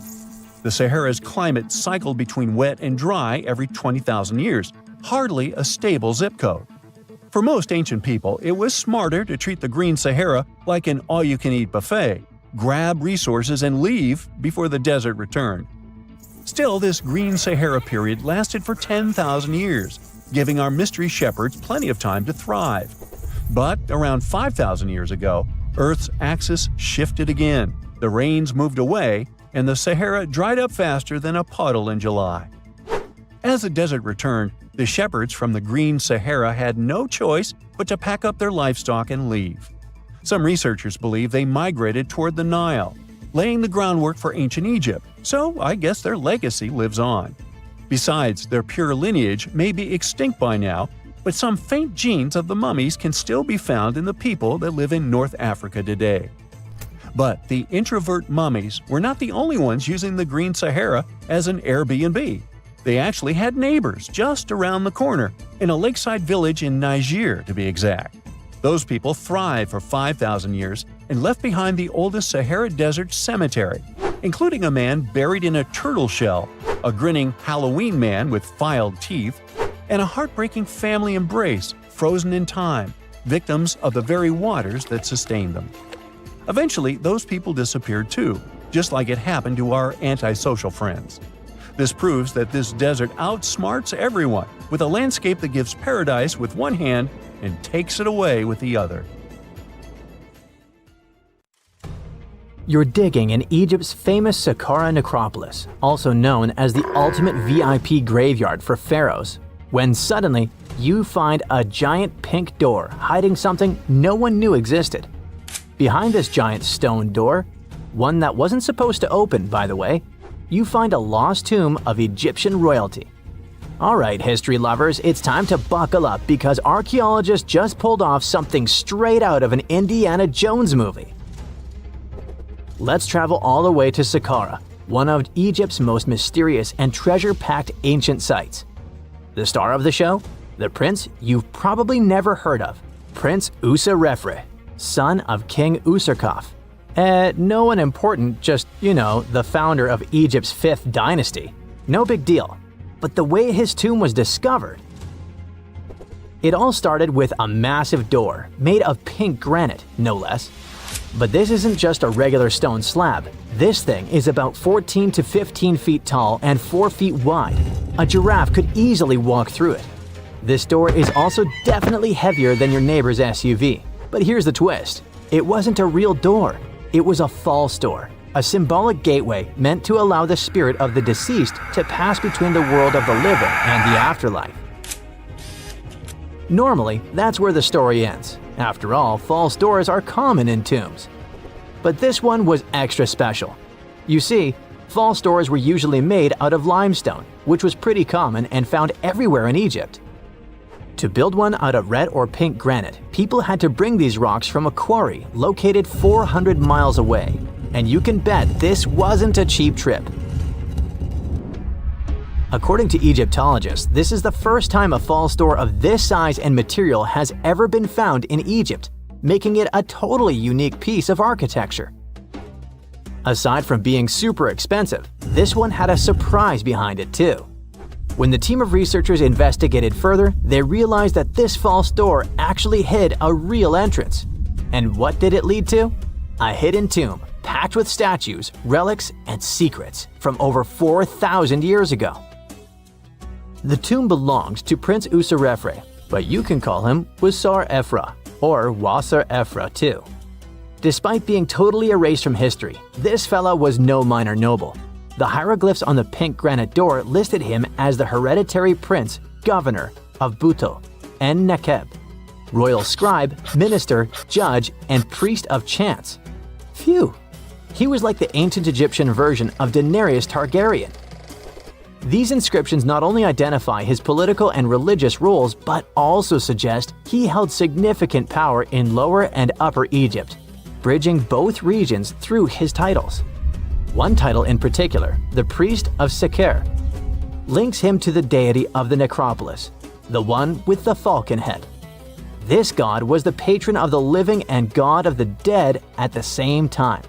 So I guess the Forgotten Prince was sort of a big deal, considering that his tomb was placed in such a prestigious location within Saqqara. What's even more mysterious is that Prince Userefre doesn't appear in official king lists or royal family trees, which makes us wonder if he passed away before he could rule, or if his legacy was deliberately erased in one of ancient Egypt's classic political dramas. Some scholars now believe his erasure might be connected with shifting religious or political power struggles during the early 5th dynasty, especially as his father Userkaf was reshaping Egypt's religious order. And speaking of his father, King Userkaf was a total game changer. He wasn't just the founder of the 5th dynasty, he also kicked off a religious revolution by promoting the sun god Ra over older deities. That's right, Userkaf built the very first sun temple at Abu Sir, setting off a dynasty-wide obsession with solar worship. After Userkaf wrapped up his short but revolutionary reign, a whole lineup of pharaohs took the stage. Sahure, Neferirkare, Nusere-Ini, basically the boy band of the 5th dynasty. And these guys were all about two things: building pyramids and making money.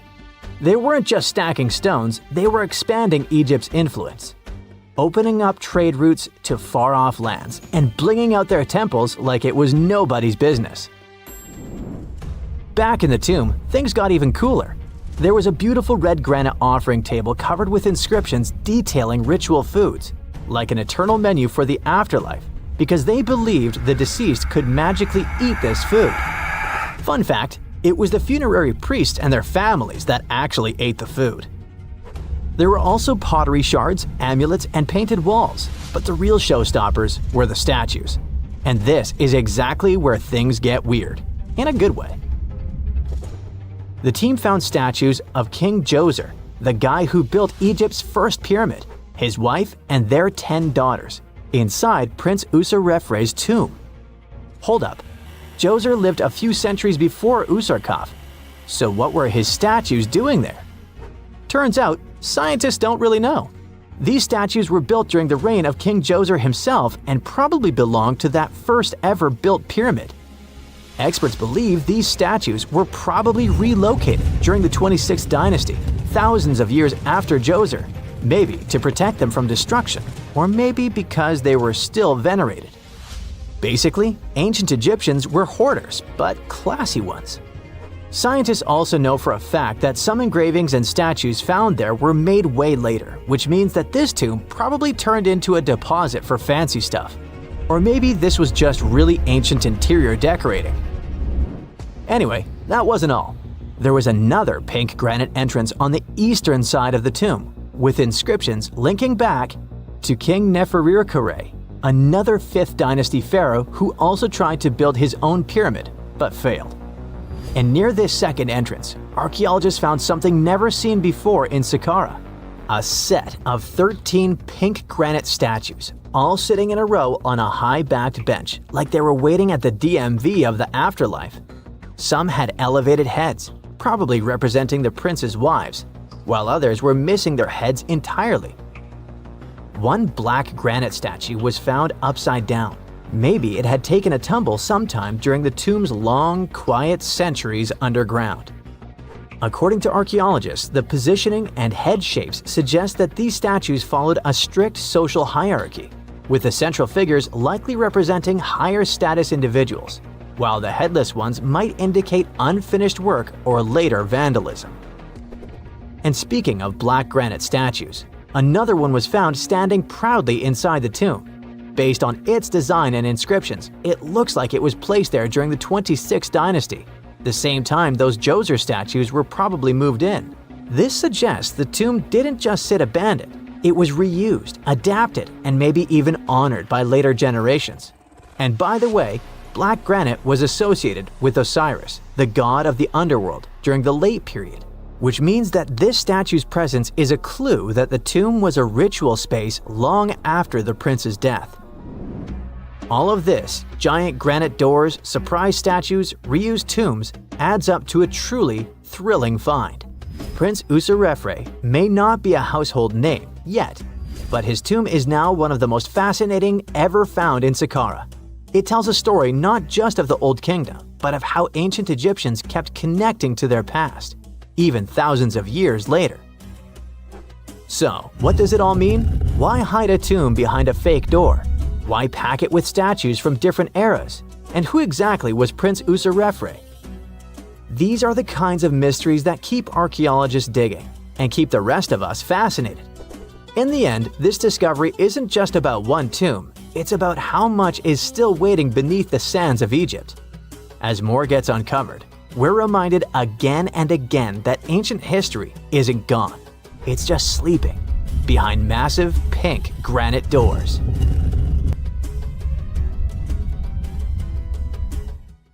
Scientists have discovered a never-before-seen pyramid immersed in the sands of Judea. After a little digging, they discovered that it held treasures that had been untouched for over 2 millennia and historical secrets that we can only now access. At the Zohar Fortress site, 2,600 feet above the Dead Sea, archaeologists were searching for manuscripts that would provide new information about the history of the site. The excavation was originally part of a long-standing campaign launched by the authorities. Its goal was to protect the sites from looting and unauthorized excavations. What they didn't expect was to find a pyramid-shaped structure built on top of a hill, made of hand-cut stones, each weighing hundreds of pounds. At first, the experts thought it was just a tomb, but they soon noticed the shape of the original walls and understood that the mound was a construction. They immediately realized that someone had dug into the top of the structure, probably looters who had spotted something valuable there.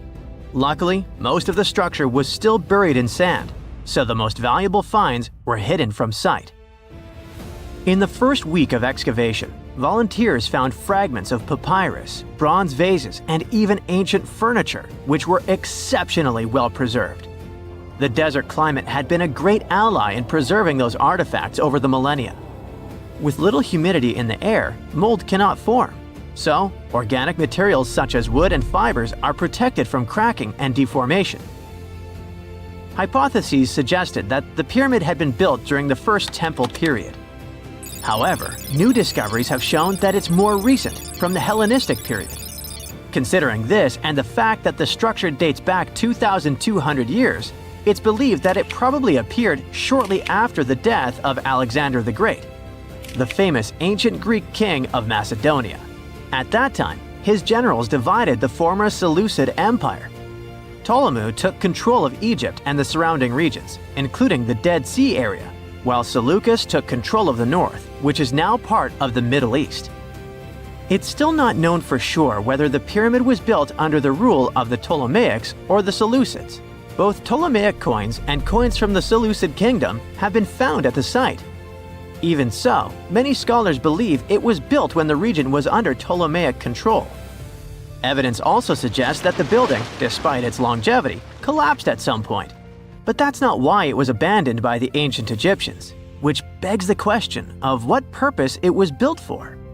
Some believe it was used as a tomb due to its picturesque location on top of a hill. Others believed it may have served as a historical monument. However, one of the strongest theories is that the pyramid was a guard tower, protecting an important trade route along which salt and bitumen resources from the Dead Sea were transported to coastal ports. They also believe it may have been used by Ptolemaic officials to collect taxes from travelers. It would be something equivalent to our modern-day toll booths, or even port inspection agencies. Although the contents of the papyrus documents remain a mystery, it seems very likely they were written using the Greek alphabet, and some experts believe that they may have been tax documents, which would make perfect sense, given the theory that the pyramid was a guard tower. The team calls it a fascinating historical mystery that the dig is helping to unravel, but the find is just a grain of sand in an entire desert. The dig is part of a larger project that's been going on for a long time. And in the last 8 years alone, it has scanned 111 miles of desert cliffs and identified approximately 900 caves within that radius. Using rappelling equipment, advanced technology, and specialized documentation methods, archaeologists discovered thousands of rare items, such as hidden scrolls, woodworking tools, carpets, leather goods, and even treasures. For them, the Judean desert is an ancient vault just waiting to be opened to reveal its secrets. A few years before they found the mysterious pyramid, they discovered a cave that had served as a refuge for Jewish rebels almost 1,900 years ago. The site was about 262 feet from the top of a cliff, and because of its difficult access, it hadn't been explored yet. Inside, they found previously unpublished fragments of the Dead Sea Scrolls that contained religious passages written in Greek. 11 lines of text were reconstructed thanks to the good condition of the papyri. So, scientists were able to identify their etymological content. Probably the best thing, there was no problem with preservation. Thanks to the dry and hot conditions of the desert, the artifacts were in impeccable condition. And there were other historical treasures there. The teams found rare coins, a partially mummified skeleton over 6,000 years old, with skin, tendons, and even strands of hair. There was also a giant basket made of plant fibers, considered the oldest in the world, more than 10,000 years old. With a capacity of up to 26 gallons, it was made about 1,000 years before the invention of ceramics. Speaking of historical treasures, there's another one that has caught the attention of the scientific community. A small piece of fabric that is around 3,800 years old. But it's more than just simple fabric. Dyed with the rare scarlet paint mentioned many times in ancient religious texts, this find is the oldest known evidence of fabric painted with a dye made from insects known as scarlet worms. This is where the intense red hue comes from. It was a highly valued color, like royal blue and purple, because those insects lived in oak trees and could only be harvested for a short period during the year. So, those dyes were reserved for sacred fabrics, such as priests' clothes, marking status and religious importance. And although this discovery had great significance for archaeology, its size was actually tiny, measuring less than 1 inch. The fragment was discovered in 2016 during excavations in the so-called Cave of Skulls, but it's not known exactly how this fabric got there. According to experts, it's evidence that people knew how to dye wool fibers already 3,800 years ago or so. It also provides us with proof that the ancient textile industry already used animals at about the same time people began to create written sources. Fabrics painted using this type of dye were recorded in more recent periods. But what makes this piece really special is the fact that it is much older than any other. Another important discovery was made in 1980, when scientists found a seed that was over 1,000 years old, which turned into a mysterious tree named Sheba. They spent 14 years cultivating this plant, which is now about 10 feet tall, only to discover later that it could belong to an extinct lineage of trees that had grown in the region. The seed dates back to a period between 993 and 1202 CE, and they believe that Sheba may be a biblical tree commonly associated with healing. Although it's not been possible to identify the exact species, since the tree hasn't flowered, we know that it belongs to the genus Commiphora, which is related to famous African plants, such as the myrrh tree. But time has revealed something even more special. Its leaves and resins are rich in compounds that have medicinal, antioxidant, and even skin-soothing properties. This means that the tree may represent a forgotten lineage whose resin had medicinal value and was mentioned in ancient texts. This brings to light how ancient people dealt with botanical medicine. Have you ever visited a famous monument and thought, all right, this is boring?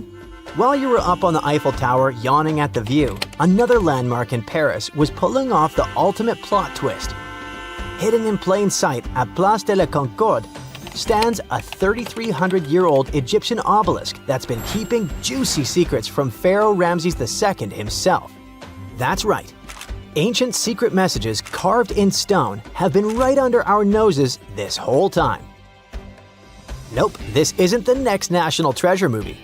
This is real life, and it took a real-life Indiana Jones to crack the code. So, let's set the stage.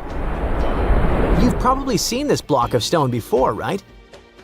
Towering 75 feet high, this massive granite pillar was originally from Luxor, Egypt, and it's been chilling in the heart of Paris since 1836. It's covered in hieroglyphs, and for years, everyone assumed we'd already cracked their code. Mystery solved. Nothing left to see here. Enter Jean-Guillaume Olet-Pelletier, French Egyptologist, cryptology expert, and part-time monument whisperer. Basically, if Indiana Jones traded his whip for reading glasses and binoculars, you'd get this guy. He's got a rather unusual hobby. He strolls up to the obelisk every now and then and casually reads hieroglyphs. For fun. Yes, he can read them fluently. No, we don't know what that says about our own hobbies.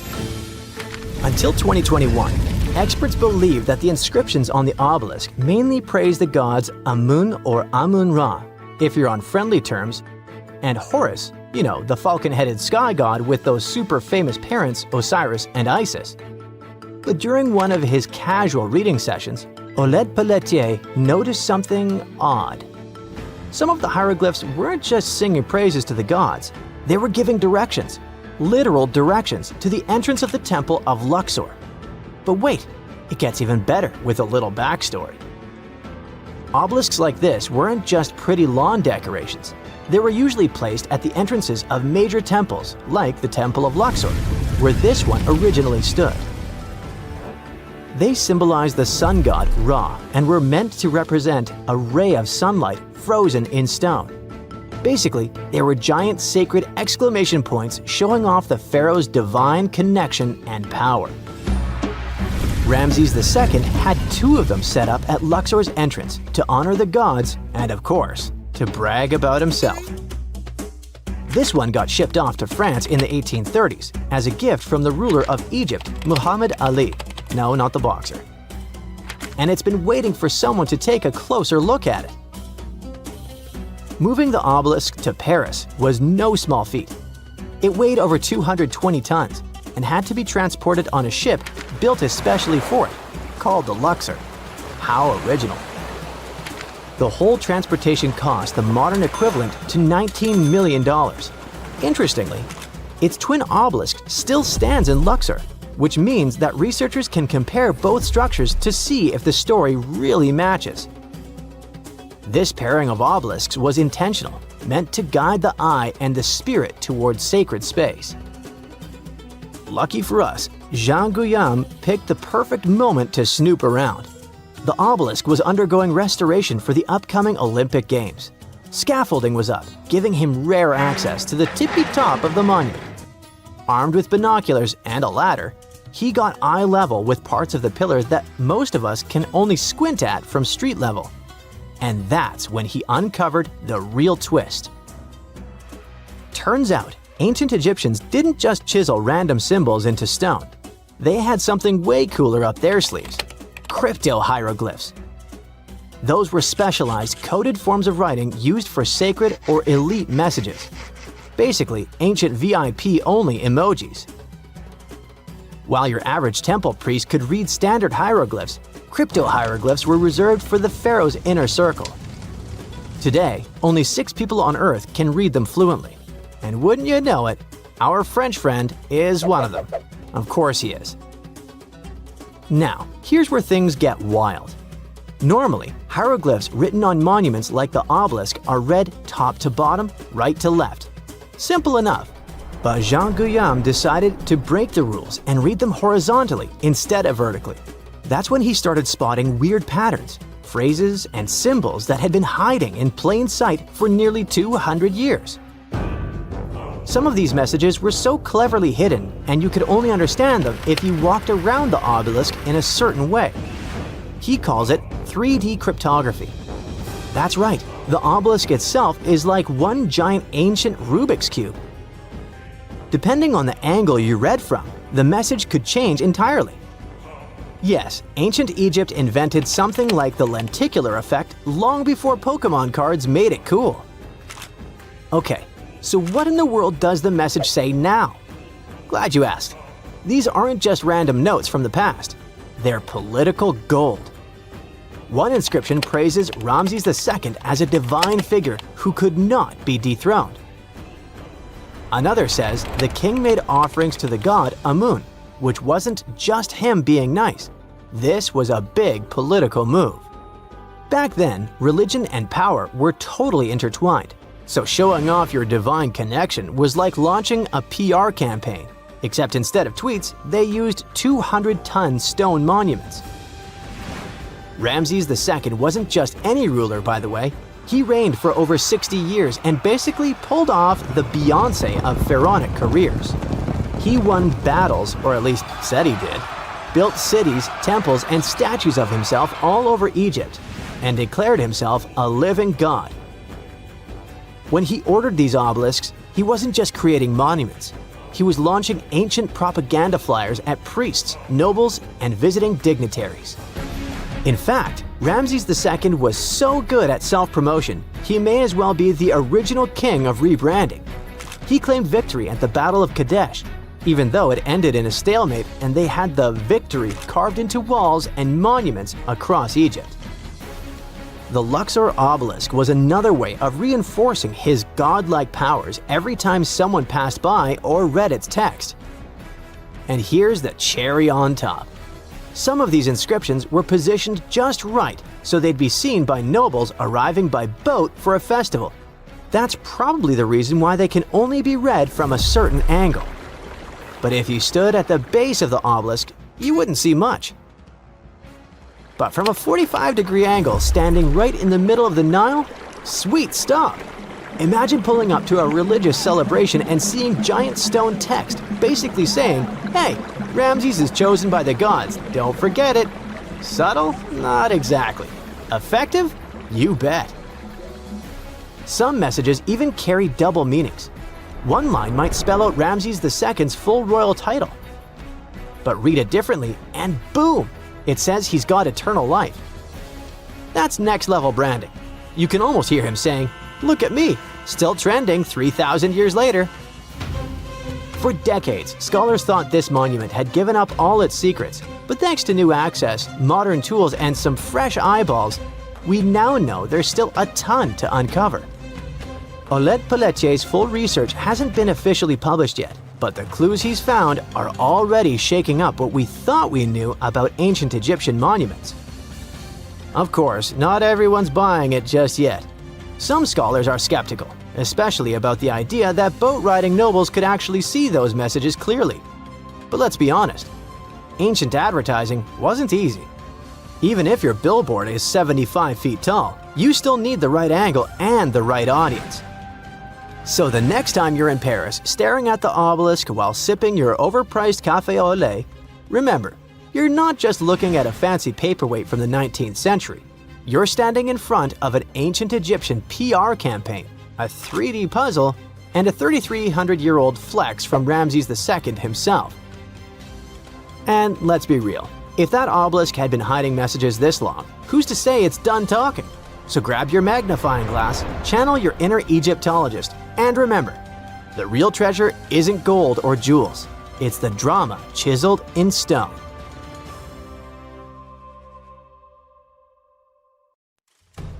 Beneath the sands of Luxor, scientists found something that was perhaps never meant to be found. Over 1,000 decorated stone blocks that belonged to the ruined temple of a woman pharaoh. It got us thinking, why was this temple so brutally destroyed, and who was this woman? Her name is Hatshepsut, and she is now considered one of Egypt's greatest pharaohs, but for a long time, history almost forgot her. She ruled during the 18th dynasty, from around 1479 to 1458 BCE. She's remembered for her ambitious building projects, successful military campaigns, and flourishing trade expeditions. It turns out she was one out of 4 women to take the title of pharaoh in Egyptian history. The next woman would have to wait for 1,500 years to reign, and that woman we know as Cleopatra. The story of how Hatshepsut got to be a pharaoh is the most colorful part of this tale. As far as most dynastic rules go, it's usually men that are first in line for royal thrones. In Egypt, that was the same. That's why, when Pharaoh Thutmose I had a daughter as his firstborn, that was a big no-no as far as his succession line went. A few years later, Pharaoh Thutmose I passes away. The crown passed to Thutmose II, who ruled briefly, only to leave the throne to his infant son, Thutmose III. In this scenario, Hatshepsut was this pharaoh's stepmother. So what happened was that Hatshepsut served as advisor to her stepson, since he was too young to rule on his own. But after 7 years, she made an unprecedented move. She decided to seize power and declared herself Pharaoh of Egypt. Now this was not a simple power grab. Hatshepsut understood that if she wanted to rule, she had to present herself as a legitimate king. In a bold move, she adopted the full royal regalia, including the false beard, traditionally worn by male pharaohs. She was often depicted in statues and hieroglyphs as a man, wearing the pharaoh's kilt and headdress. But this wasn't about disguising herself. Experts believe she never tried to hide her identity. Inscriptions on her statues often included feminine titles, like Daughter of Re, or grammatical structures that combined male and female terms, such as His Majesty herself. This showed that while she adopted traditional symbols of kings, she still acknowledged her true gender. But she needed to go even further.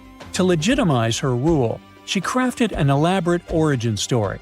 She claimed that the deity Amun himself had visited her mother in the form of her father, Thutmose I, and that she was his divine daughter. Now this was no small claim, since pharaohs were seen as deities on earth. By aligning herself with Amun, she strengthened her right to the throne. In temple carvings, she depicted this divine birth with Amun, presenting her as his rightful heir.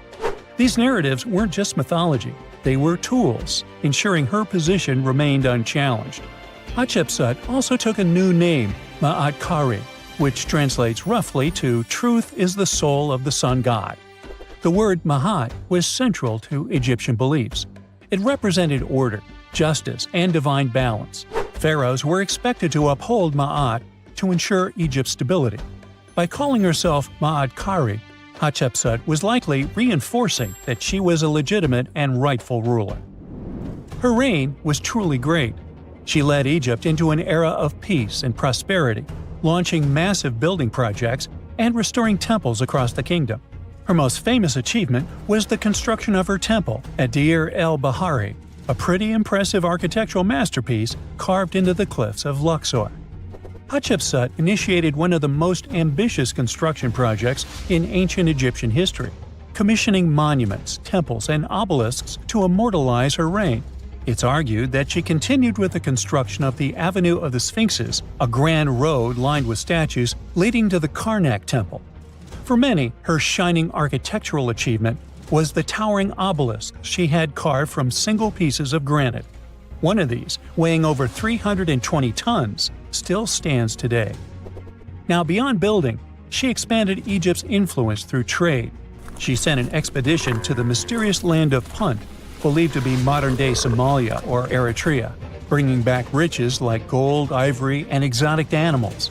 Her fleet of ships sailing the Red Sea marked the first recorded trade mission of its kind, establishing economic ties that would benefit Egypt for generations. Yet, for all of her success, something strange happened after Hatshepsut passed away. Her successor, aka her stepson Thutmose III, who had been overshadowed by her rule, took a drastic step. He ordered her name to be erased from history. Her statues were defaced, her inscriptions chiseled away, and her achievements credited to other rulers. It was as if she had never existed. Some believe Thutmose III wanted to reclaim his rightful place as pharaoh, while others suggest that later rulers, uncomfortable with the idea of a female pharaoh, sought to restore traditional male dominance. The story gets even more tragic. The power struggle between stepmother and stepson continues, since, even after her passing away, Thutmose III built his own temple right next to Hatshepsut's at the Valley of the Kings. But he built his temple with one deliberate modification. His monument was built 11 feet higher than hers. Mind you that this was no accident, it was a symbolic statement. He wanted to overshadow her legacy. But history had other plans. Hatshepsut's legacy started to be rediscovered in the 19th century, and it was only through careful archaeological investigation that her reign was properly recognized. Today, Hatshepsut is remembered as one of Egypt's greatest pharaohs. Her reign, once erased, has been reconstructed through constant archaeological discoveries, proving that her power and influence could not be so easily forgotten. Her resting place had been hidden in plain sight, her body removed from its original chamber in an effort to erase her from history. This final piece of evidence cemented her legacy, proving that even attempts to erase a pharaoh could not really do it. Hatshepsut's grand temple, Djeser-Djeseru, was a stunning architectural feat, designed to immortalize her reign and solidify her divine connection to Amun. But after her death, her successor, Thutmose III, launched that calculated effort to erase her legacy, and parts of her temple were dismantled. Historians still debate why. Was it a dynastic power move, an attempt to restore traditional male rule, or a bid to strengthen Thutmose III's claim to the throne? Maybe he was just a jerk. Whatever the reason, the destruction wasn't immediate. It happened decades after her death, suggesting it might not have been a personal revenge, but a broader political strategy. Yet, despite these efforts, her temple endures, and so does her story, a defiant echo of Egypt's first great female pharaoh. Let's travel through space and time to another place. Dashur, Egypt, is known to be home to several resting places of people from ancient Egypt. In the year 2017, scientists uncovered a long-lost pyramid. They quickly called the Ministry of Tourism and Antiquities because they suspected it was going to be a big deal. Unlike most pyramids that were found in the area, this one was completely sealed. Lifting the capstone was a delicate process. When they finally managed to open the pyramid, they expected to find an undisturbed chamber. Instead, it was chaos. The place had been looted, and the personal items of the person that had passed away were scattered all over. But in the middle of the wreckage, they found a chest. Using the latest scanning technology, they managed to read the damaged hieroglyphs on its surface. What they found was unbelievable. The name inscribed there was as clear as day: Princess Hatshepsut. Ooh. The discovery made in 2017 also opened up a lot of questions. After further analysis, scientists discovered the remains belonged to another Hatshepsut. It belonged to a princess that lived during Egypt's 13th dynasty. The fact that a resting place had been looted before it was sealed made scientists wonder, were these ancient people trying to hide something about this public figure? And why is there almost no record about her in ancient Egyptian history? Ooh, stay tuned. For over 3,000 years, no one knew this place even existed. And then, out of nowhere, archaeologists digging near Alexandria uncovered something absolutely shocking: a forgotten Egyptian city. This place is buried under Greek ruins, hiding secrets that could rewrite the history of pharaohs and their armies. And one of the artifacts, which looks like a simple wine jug, changed everything. We thought that we already placed all the important parts on the map of ancient Egypt: pyramids, Thebes, Luxor, Alexandria. But nope, the map just got an update. The new city was a big deal, and it's about 3,400 years old. It's just been discovered at the site called Qom el-Nugus. This place is located west of Alexandria and tucked between the Mediterranean and a saltwater lake called Lake Mariut. This discovery raised a few eyebrows. Scientists thought that this place used to be empty and that it was only settled by the Greeks in about 332 BCE. But it turns out that people lived in Qom el-Nugus way before that.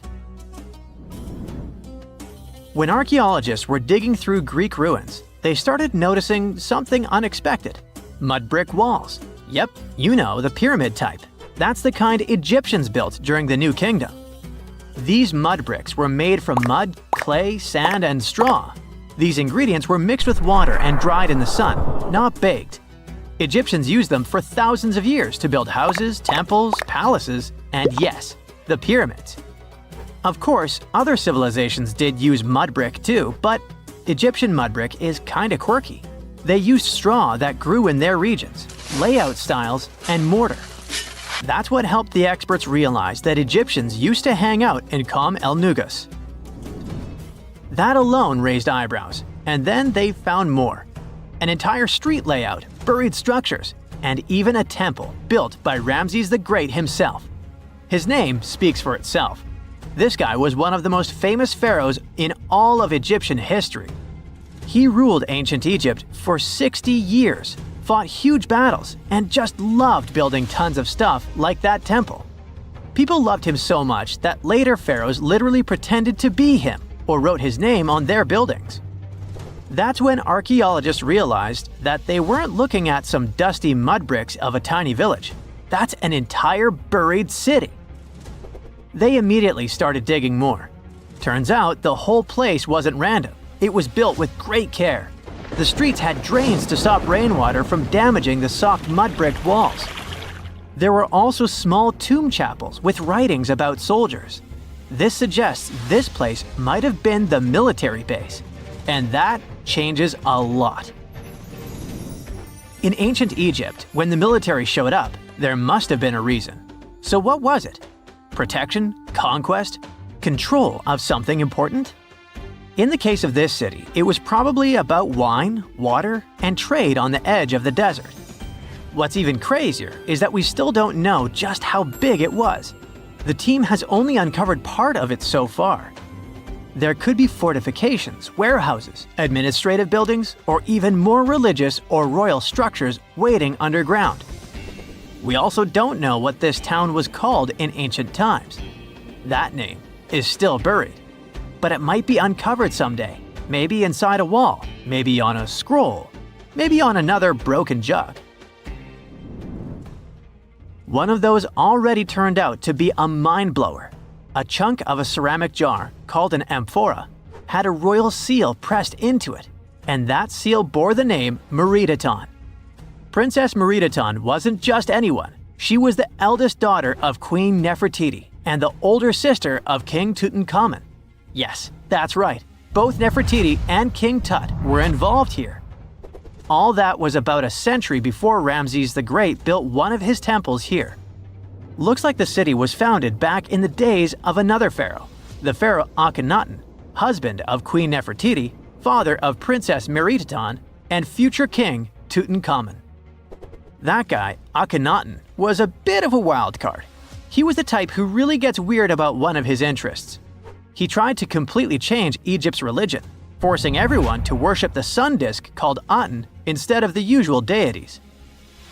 He basically told all Egypt that all their mythology was wrong, and from now on, there will be no more Osiris, no more Thoth or Set. Just raw sunlight only, people. That's known in history as the Amarna period. And he went all in, changed his name, built an entirely new capital city called Amarna in the middle of the desert, redesigned temples, rewrote hymns, and even banned traditional religious imagery. Even the art got wild at the time. People started getting elongated heads, belly rolls, and all that humanity and vulnerability carved into stone. It was deliberately weird. He wanted to show the family not as perfect gods, but as human vessels of divine light. Everyone had to awkwardly smile and play along because he was the pharaoh after all.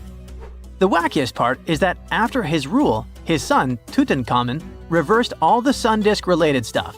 He literally changed his name from Tutankhaten, which means living image of the Aten, the sun disk, to Tutankhamun, which means living image of Amun, one of the great older deities. King Tut brought back the old deities, reopened the temples, and erased as much of Akhenaten's legacy as possible. Looks like his family didn't really like the sun cult after all. Meanwhile, this discovered wine jug shows that the city was probably active, thriving with life during Akhenaten's times. That's huge. Up until now, there was no clear evidence that his radical ideas and projects extended all the way to the north.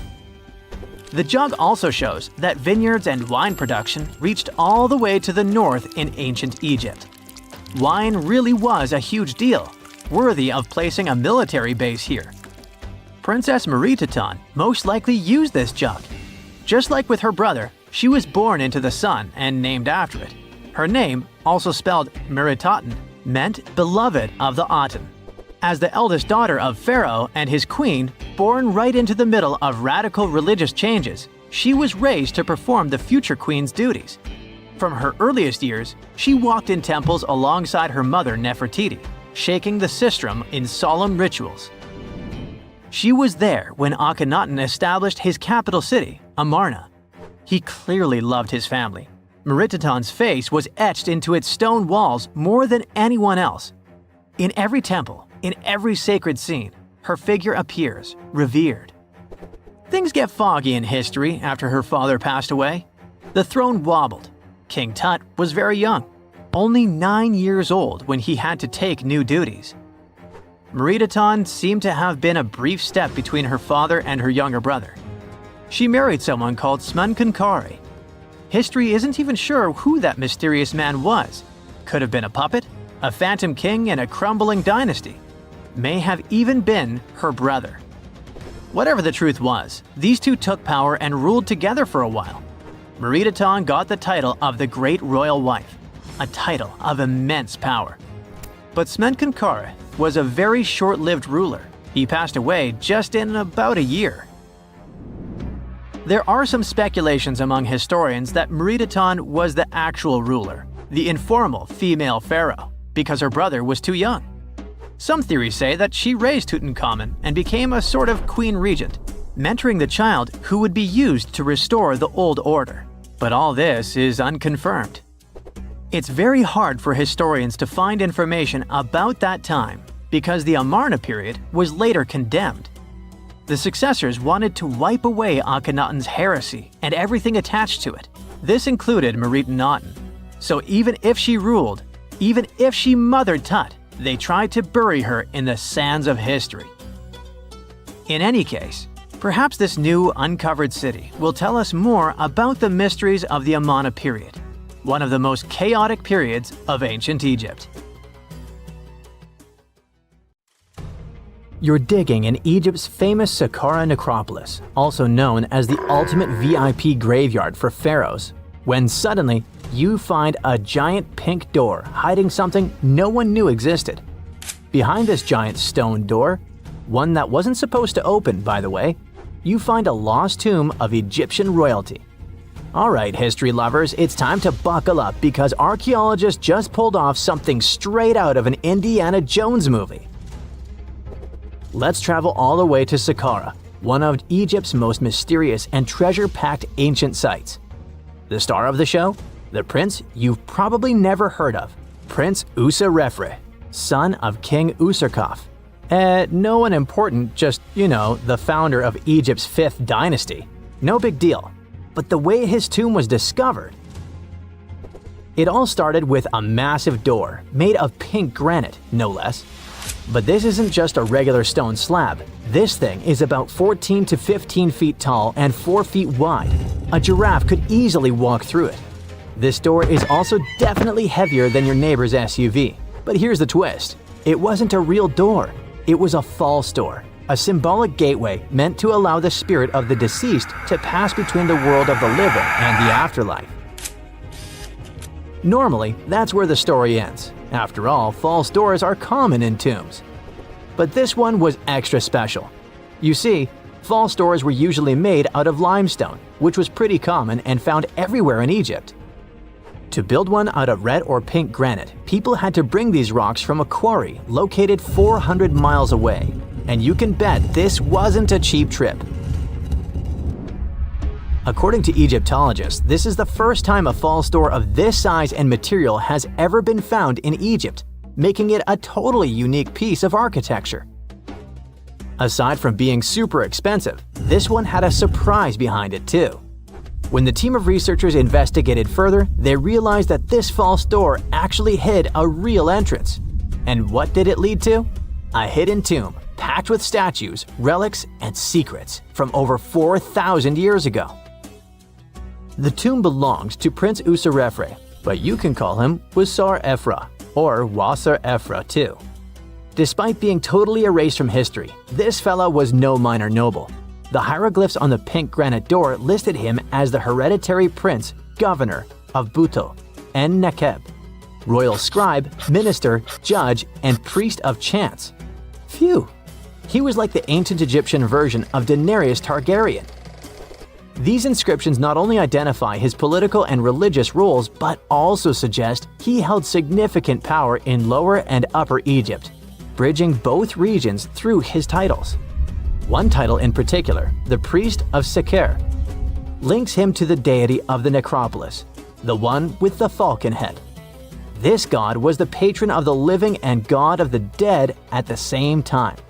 So I guess the Forgotten Prince was sort of a big deal, considering that his tomb was placed in such a prestigious location within Saqqara. What's even more mysterious is that Prince Userefre doesn't appear in official king lists or royal family trees, which makes us wonder if he passed away before he could rule, or if his legacy was deliberately erased in one of ancient Egypt's classic political dramas. Some scholars now believe his erasure might be connected with shifting religious or political power struggles during the early 5th dynasty, especially as his father Userkaf was reshaping Egypt's religious order. And speaking of his father, King Userkaf was a total game changer. He wasn't just the founder of the 5th dynasty. He also kicked off a religious revolution by promoting the sun god Ra over older deities. That's right, Userkaf built the very first sun temple at Abu Sir, setting off a dynasty-wide obsession with solar worship. After Userkaf wrapped up his short but revolutionary reign, a whole lineup of pharaohs took the stage. Sahure, Neferirkare, Nusere Ini. Basically the boy band of the 5th dynasty. And these guys were all about two things: building pyramids and making money.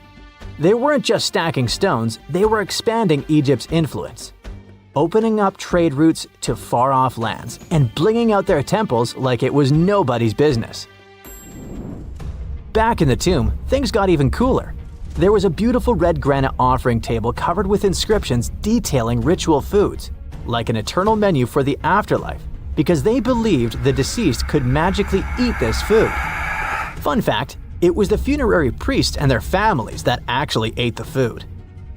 There were also pottery shards, amulets, and painted walls, but the real showstoppers were the statues. And this is exactly where things get weird, in a good way.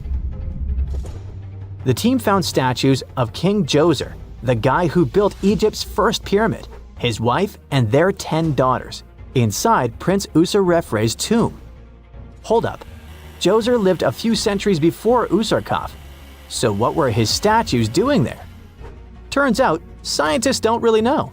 These statues were built during the reign of King Djoser himself and probably belonged to that first ever built pyramid.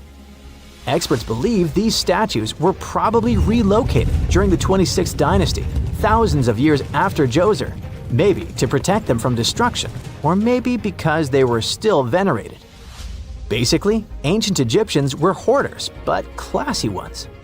Scientists also know for a fact that some engravings and statues found there were made way later, which means that this tomb probably turned into a deposit for fancy stuff. Or maybe this was just really ancient interior decorating. Anyway, that wasn't all. There was another pink granite entrance on the eastern side of the tomb, with inscriptions linking back to King Nefertiti, another 5th dynasty pharaoh who also tried to build his own pyramid, but failed. And near this second entrance, archaeologists found something never seen before in Saqqara. A set of 13 pink granite statues, all sitting in a row on a high-backed bench, like they were waiting at the DMV of the afterlife. Some had elevated heads, probably representing the prince's wives, while others were missing their heads entirely. One black granite statue was found upside down. Maybe it had taken a tumble sometime during the tomb's long, quiet centuries underground. According to archaeologists, the positioning and head shapes suggest that these statues followed a strict social hierarchy, with the central figures likely representing higher status individuals, while the headless ones might indicate unfinished work or later vandalism.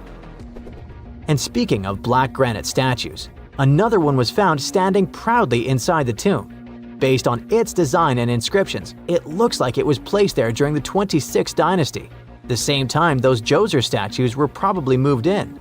This suggests the tomb didn't just sit abandoned, it was reused, adapted, and maybe even honored by later generations.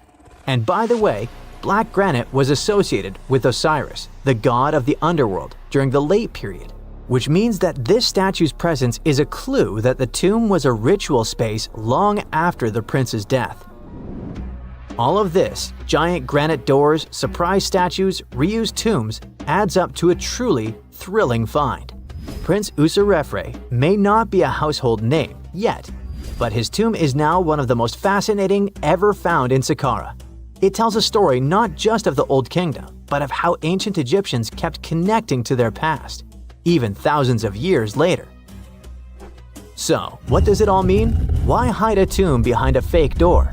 Why pack it with statues from different eras? And who exactly was Prince Userefre? These are the kinds of mysteries that keep archaeologists digging and keep the rest of us fascinated.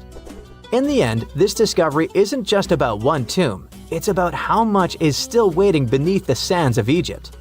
As more gets uncovered, we're reminded again and again that ancient history isn't gone. It's just sleeping behind massive pink granite doors.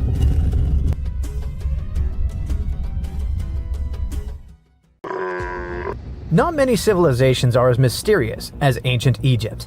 A powerful empire that lasted over 3,000 years. It gave us pyramids that still stand and myths that still inspire. It's one of the most explored places on Earth, yet somehow, we still find exciting stuff. In Abydos, archaeologists just uncovered a 3,600-year-old royal tomb. It's huge! It has golden hieroglyphs of deities covering the entrance, but the pharaoh's name? It's not there. It's missing. Who was this ruler? And what new chapter could this open in Egypt's story? If there's one place in Egypt where the line between life and demise feels thinner, it's Abydos. To the ancient Egyptians, this was sacred ground.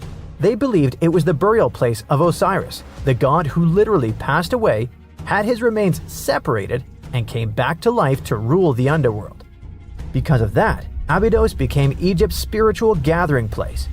Pharaohs built amazing temples here, like the Temple of Seti, famous for its King's List, a wall that has the names of 76 pharaohs carved in it. Pilgrims came from across Egypt, leaving offerings and participating in Osiris festivals, where his demise and rebirth were ritually reenacted. It wasn't just symbolic worship, it was Egypt's version of Comic-Con. But instead of cosplaying superheroes, people reenacted gods coming back to life. Obviously, pharaohs competed to be buried as close to Osiris as possible. Abydos became part cemetery, part holy city, part afterlife insurance policy. Fast forward thousands of years, and we still uncover remarkable stuff around Abydos. That's the case with the recently discovered tomb. In early 2025, a joint team of researchers from the US and Egypt decided to dig beneath a rocky rise ominously called Anubis Mountain. You remember Anubis, the jackal-headed deity who guarded cemeteries.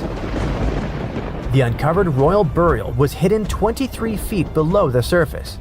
Sadly, even though it eluded archaeologists for so long, robbers had already taken away with treasures ages ago. They could definitely tell this was a tomb of someone super important. Similar to how you can walk around a mansion with no furniture but still deduce that someone rich must have lived there. The chamber had mud brick vaults rising over 16 feet. That's taller than a female giraffe standing upright. For something built 36 centuries ago, it still felt enormous. However, when you remember that Egyptians were masters of architecture, nothing seems surprising. So no treasures, no golden mask, and sadly, no name. The cartouche that should have spelled the king's identity was unreadable. Egyptian tombs usually bragged about who was inside. In ancient Egypt, a cartouche was basically a big oval name tag for kings wrapped in hieroglyphs. Think of them as VIP passes that worked in both this life and the next. Without it, your soul couldn't check into the afterlife hotel. That's because to the Egyptians, your name, your Ren, wasn't just so your teacher could distinguish you from kids with the same haircut. It was a core part of who you were. As long as your Ren survived, so did you. To have your name forgotten was considered a fate worse than passing away. A soul cannot journey without a name. That's why you'd see cartouches all over the place, on temples, obelisks, jewelry, statues, and tomb walls. It wasn't there just for the marketing. It kept the pharaoh's presence front and center everywhere you looked. Imagine building a massive tomb only for 3,600 years later to walk in and go, who is this guy again? Not cool at all. That's why it's fair to imagine our nameless pharaoh haunting the robbers for all eternity. So yeah, cartouche was considered very significant. One of the most famous and mind-blowing examples comes from the tomb of Thutmose III. His burial chamber and sarcophagus were literally shaped like a cartouche. In other words, the entire room was a living architectural symbol of his name. Thankfully, in the recently discovered tomb, not everything was erased. Painted in golden hues at the entrance were two familiar guardians, deities Isis and Nephthys. Isis was the magician who stitched Osiris back together and breathed life into him. Nephthys, her sister, was the eternal mourner and protector of the mummy. Together, they promised that whoever rested here would not face the afterlife alone, and it's one additional proof of the importance of the mysterious pharaoh. So, who could this be? To answer that, we need to go down history lane. This tomb dates back to Egypt's messy chapter called the Second Intermediate Period. Instead of one ruler in charge, the country had many rival kingdoms, each with its own little power base, like a real-life Egyptian version of Game of Thrones. And right in the middle of that chaos was Abydos. For a while, it was home to its own line of kings, the so-called Abydos dynasty. Those weren't the pyramid builders everyone knows, and that's why they're so mysterious. They left behind almost nothing. No great monuments, no sprawling cities, just fragments of names on broken blocks. For centuries, many scholars even doubted they existed at all. That sorta changed in 2014, when archaeologists uncovered the tomb of Senebkay, one of those shadowy kings. Now, everything we know about Senebkay points to him having quite a story to tell. His bones revealed 18 deep wounds, the kind you get in battle. He had blows to his skull, back, and hands, and likely lost his life fighting, making him one of the few pharaohs we know who sadly fell in combat. His tomb was modest, with reused artifacts from earlier kings, but it delivered one priceless thing: proof. Until Senebkay, the Abydos dynasty was just a theory. With him, it became real. And that's why the new discovery could be a big deal. The newly uncovered royal tomb at Abydos shares the same layout and style as Senebkay's. It has limestone chambers, mud brick vaults, and protective deities, although it's much bigger. Which again raises the possibility that we're looking at an even earlier, more powerful ruler of Abydos. Whoever he was, he wanted to be remembered alongside the greats. Which is ironic, because it seems that history tried erasing him. Perhaps additional findings alongside his tomb could tell us more. Yes, there's more, and it's actually pretty cool. Not far from Abydos, in the village of Banawit, archaeologists uncovered a Roman-era pottery workshop. Yeah, you heard that right, a pottery factory close to a pharaoh's burial ground. The site had huge clay kilns, storage rooms, and even broken shards called ostraca. They were basically ancient sticky notes. Except instead of shopping lists, those had receipts scratched onto them in Greek and Demotic Egyptian. Little records of everyday transactions, the kind of thing you'd never expect to find near a lost dynasty king. Honestly, the potters missed a chance. Forget boring receipts, they should have been selling Osiris's mugs and Anubis figurines to pilgrims and tourists. But that's not all. It seems that centuries later, during the medieval period, the same ground became a cemetery. Archaeologists found mud brick graves with skeletal remains. This could mean that Abydos kept its aura of significance for hundreds of years after the Age of Pharaohs. So why this hill again and again? Is this place really a getaway to the afterlife? It is, after all, the very place where Osiris is said to rest. That belief lingered like a shadow for thousands of years, strong enough to pull in pharaohs and later medieval families. Different rituals, same sacred ground. Although, to be fair, the Romans weren't here for Osiris. They came to make pots. The story of Abydos is not over. The excavations will continue, and who knows what else could be discovered in the future. Today, archaeologists are armed with tools that are basically X-ray glasses for the desert. Every scan could reveal a hidden chamber, or if we're lucky, finally give our nameless pharaoh his wren back to him. In fact, I became strangely invested in finding out who he was. So let's hope for some news soon. It's only a matter of time. Do you have your own theories? Let me know. Egyptian archaeologists made an extraordinary discovery near Cairo just recently. Drumroll, please. The most ancient and most complete mummy yet discovered in the country.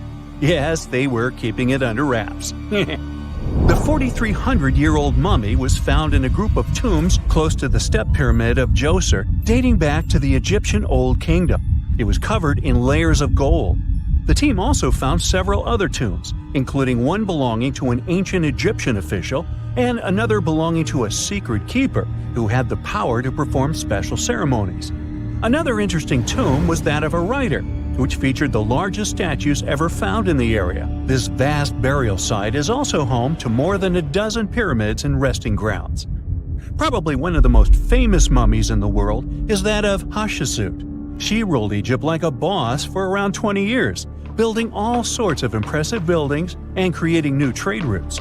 But when archaeologist Howard Carter found her tomb in the Valley of the Kings, her sarcophagus was empty. However, Carter did find two coffins in another tomb, one of which belonged to Hatshepsut's wet nurse and the other to an unknown woman. In 2006, a team of specialists decided to investigate whether that mysterious lady was the queen herself. They found a molar tooth in a wooden box with Hatshepsut's name on it, and when they compared it to a gap in the mummy's mouth, it was a perfect match. Ramses II was a pretty impressive ruler, but it was his mummy that eventually made history. Now, we don't hear too much about his daddy. Okay, I'll stop. Ramses is considered to be the most powerful pharaoh in all of Egypt, as he reigned for a whopping 6 decades. He also lived to be over 90 years old. Now that's pretty amazing, considering the time he lived in. Ramses II supposedly had over 100 offspring too. Talk about a big family. When he passed away, his body was originally buried in the Valley of the Kings, but some sneaky guys tried to rob his tomb of all his treasures. Officials back in the day weren't having any of that though, so they moved his body to a secret location to keep it safe. Fast forward to the 1800s, and Ramses II's mummy was discovered along with a bunch of other rulers and important officials. But it wasn't in the best condition, so archaeologists flew it to Paris to get it, pampered. Problem was, he couldn't just be transported into another country. The only solution available was to give Ramses II his own passport. His occupation was listed as king, and the document even featured his photo. Most mummies aren't necessarily known for having the most hydrated skin. But that of an ancient woman, also known as Lady Di, proves otherwise. No, not that Lady Di. This wealthy lady from ancient times was discovered in an ornate tomb in 1971, and she looked fabulous, if we can say so about a mummy. Thanks to the special conditions in her tomb, like the moisture in the environment and the lack of oxygen, her body was almost perfectly preserved. Her skin was soft, her hair was on point, and she was still flexible. The museum that now proudly displays her mummy also shows a ton of fancy items that were buried with her, like dinnerware and musical instruments. Archaeologists investigated the mummy further and discovered that she passed away from a heart attack at around 50 years old. Even though it hasn't been around for over 2,000 years, Lady Di is still making history. The mummy of Otzi the Iceman was discovered in the Alps in 1991. Austrian authorities initially thought he was a modern mountaineer because he was so well preserved. Turns out, he was actually from the Copper Age. He was found in a mountain pass over 10,000 feet above sea level. Through studying his mummy, we've learned so much about life in Copper Age Europe. For example, we know that he was a native of Central Europe and enjoyed eating meat. He also suffered from arthritis, narrowing arteries, and intestinal problems. But he likely used acupuncture and medicinal herbs to treat these conditions. And apparently, he was pretty handy with tools. He sharpened them just days before his untimely demise. Who knows if he was expecting trouble or just getting ready for some routine work. Now, King Tut and his story is most likely the one that made all mummies famous. This pharaoh passed away at the young age of 19, more than 3,000 years ago. But his mummy is still one of the most well-known in the world. When his tomb was opened in 1922, people went wild because it was still intact, unlike many other royal tombs. It had some seriously blinged-out coffins, including one made of solid gold. Not only did Tut's tomb give us a glimpse into ancient Egyptian history, but his mummy also taught us a lot about the time he lived in. DNA analysis helped identify his parents and revealed that the pharaoh had a rare bone disorder that might have made walking a bit tough.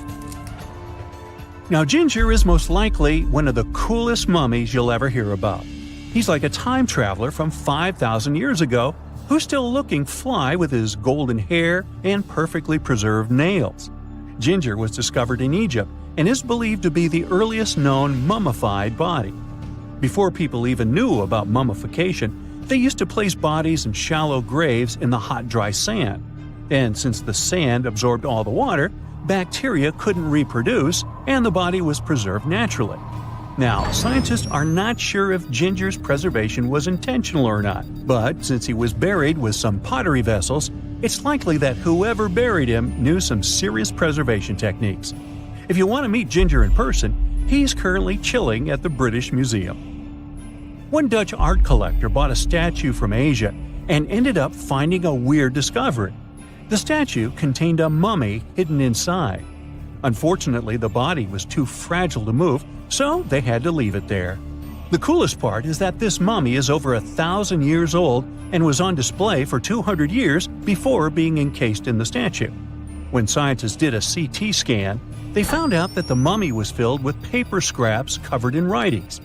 Experts think he might have done this thing called self-mummification, which is a pretty intense process involving a special diet and tea that makes your body less prone to bacteria. Only a few people could handle this ritual, and those who managed to do that were seriously respected. No other Egyptian queen has baffled scientists and historians like the stunning Nefertiti.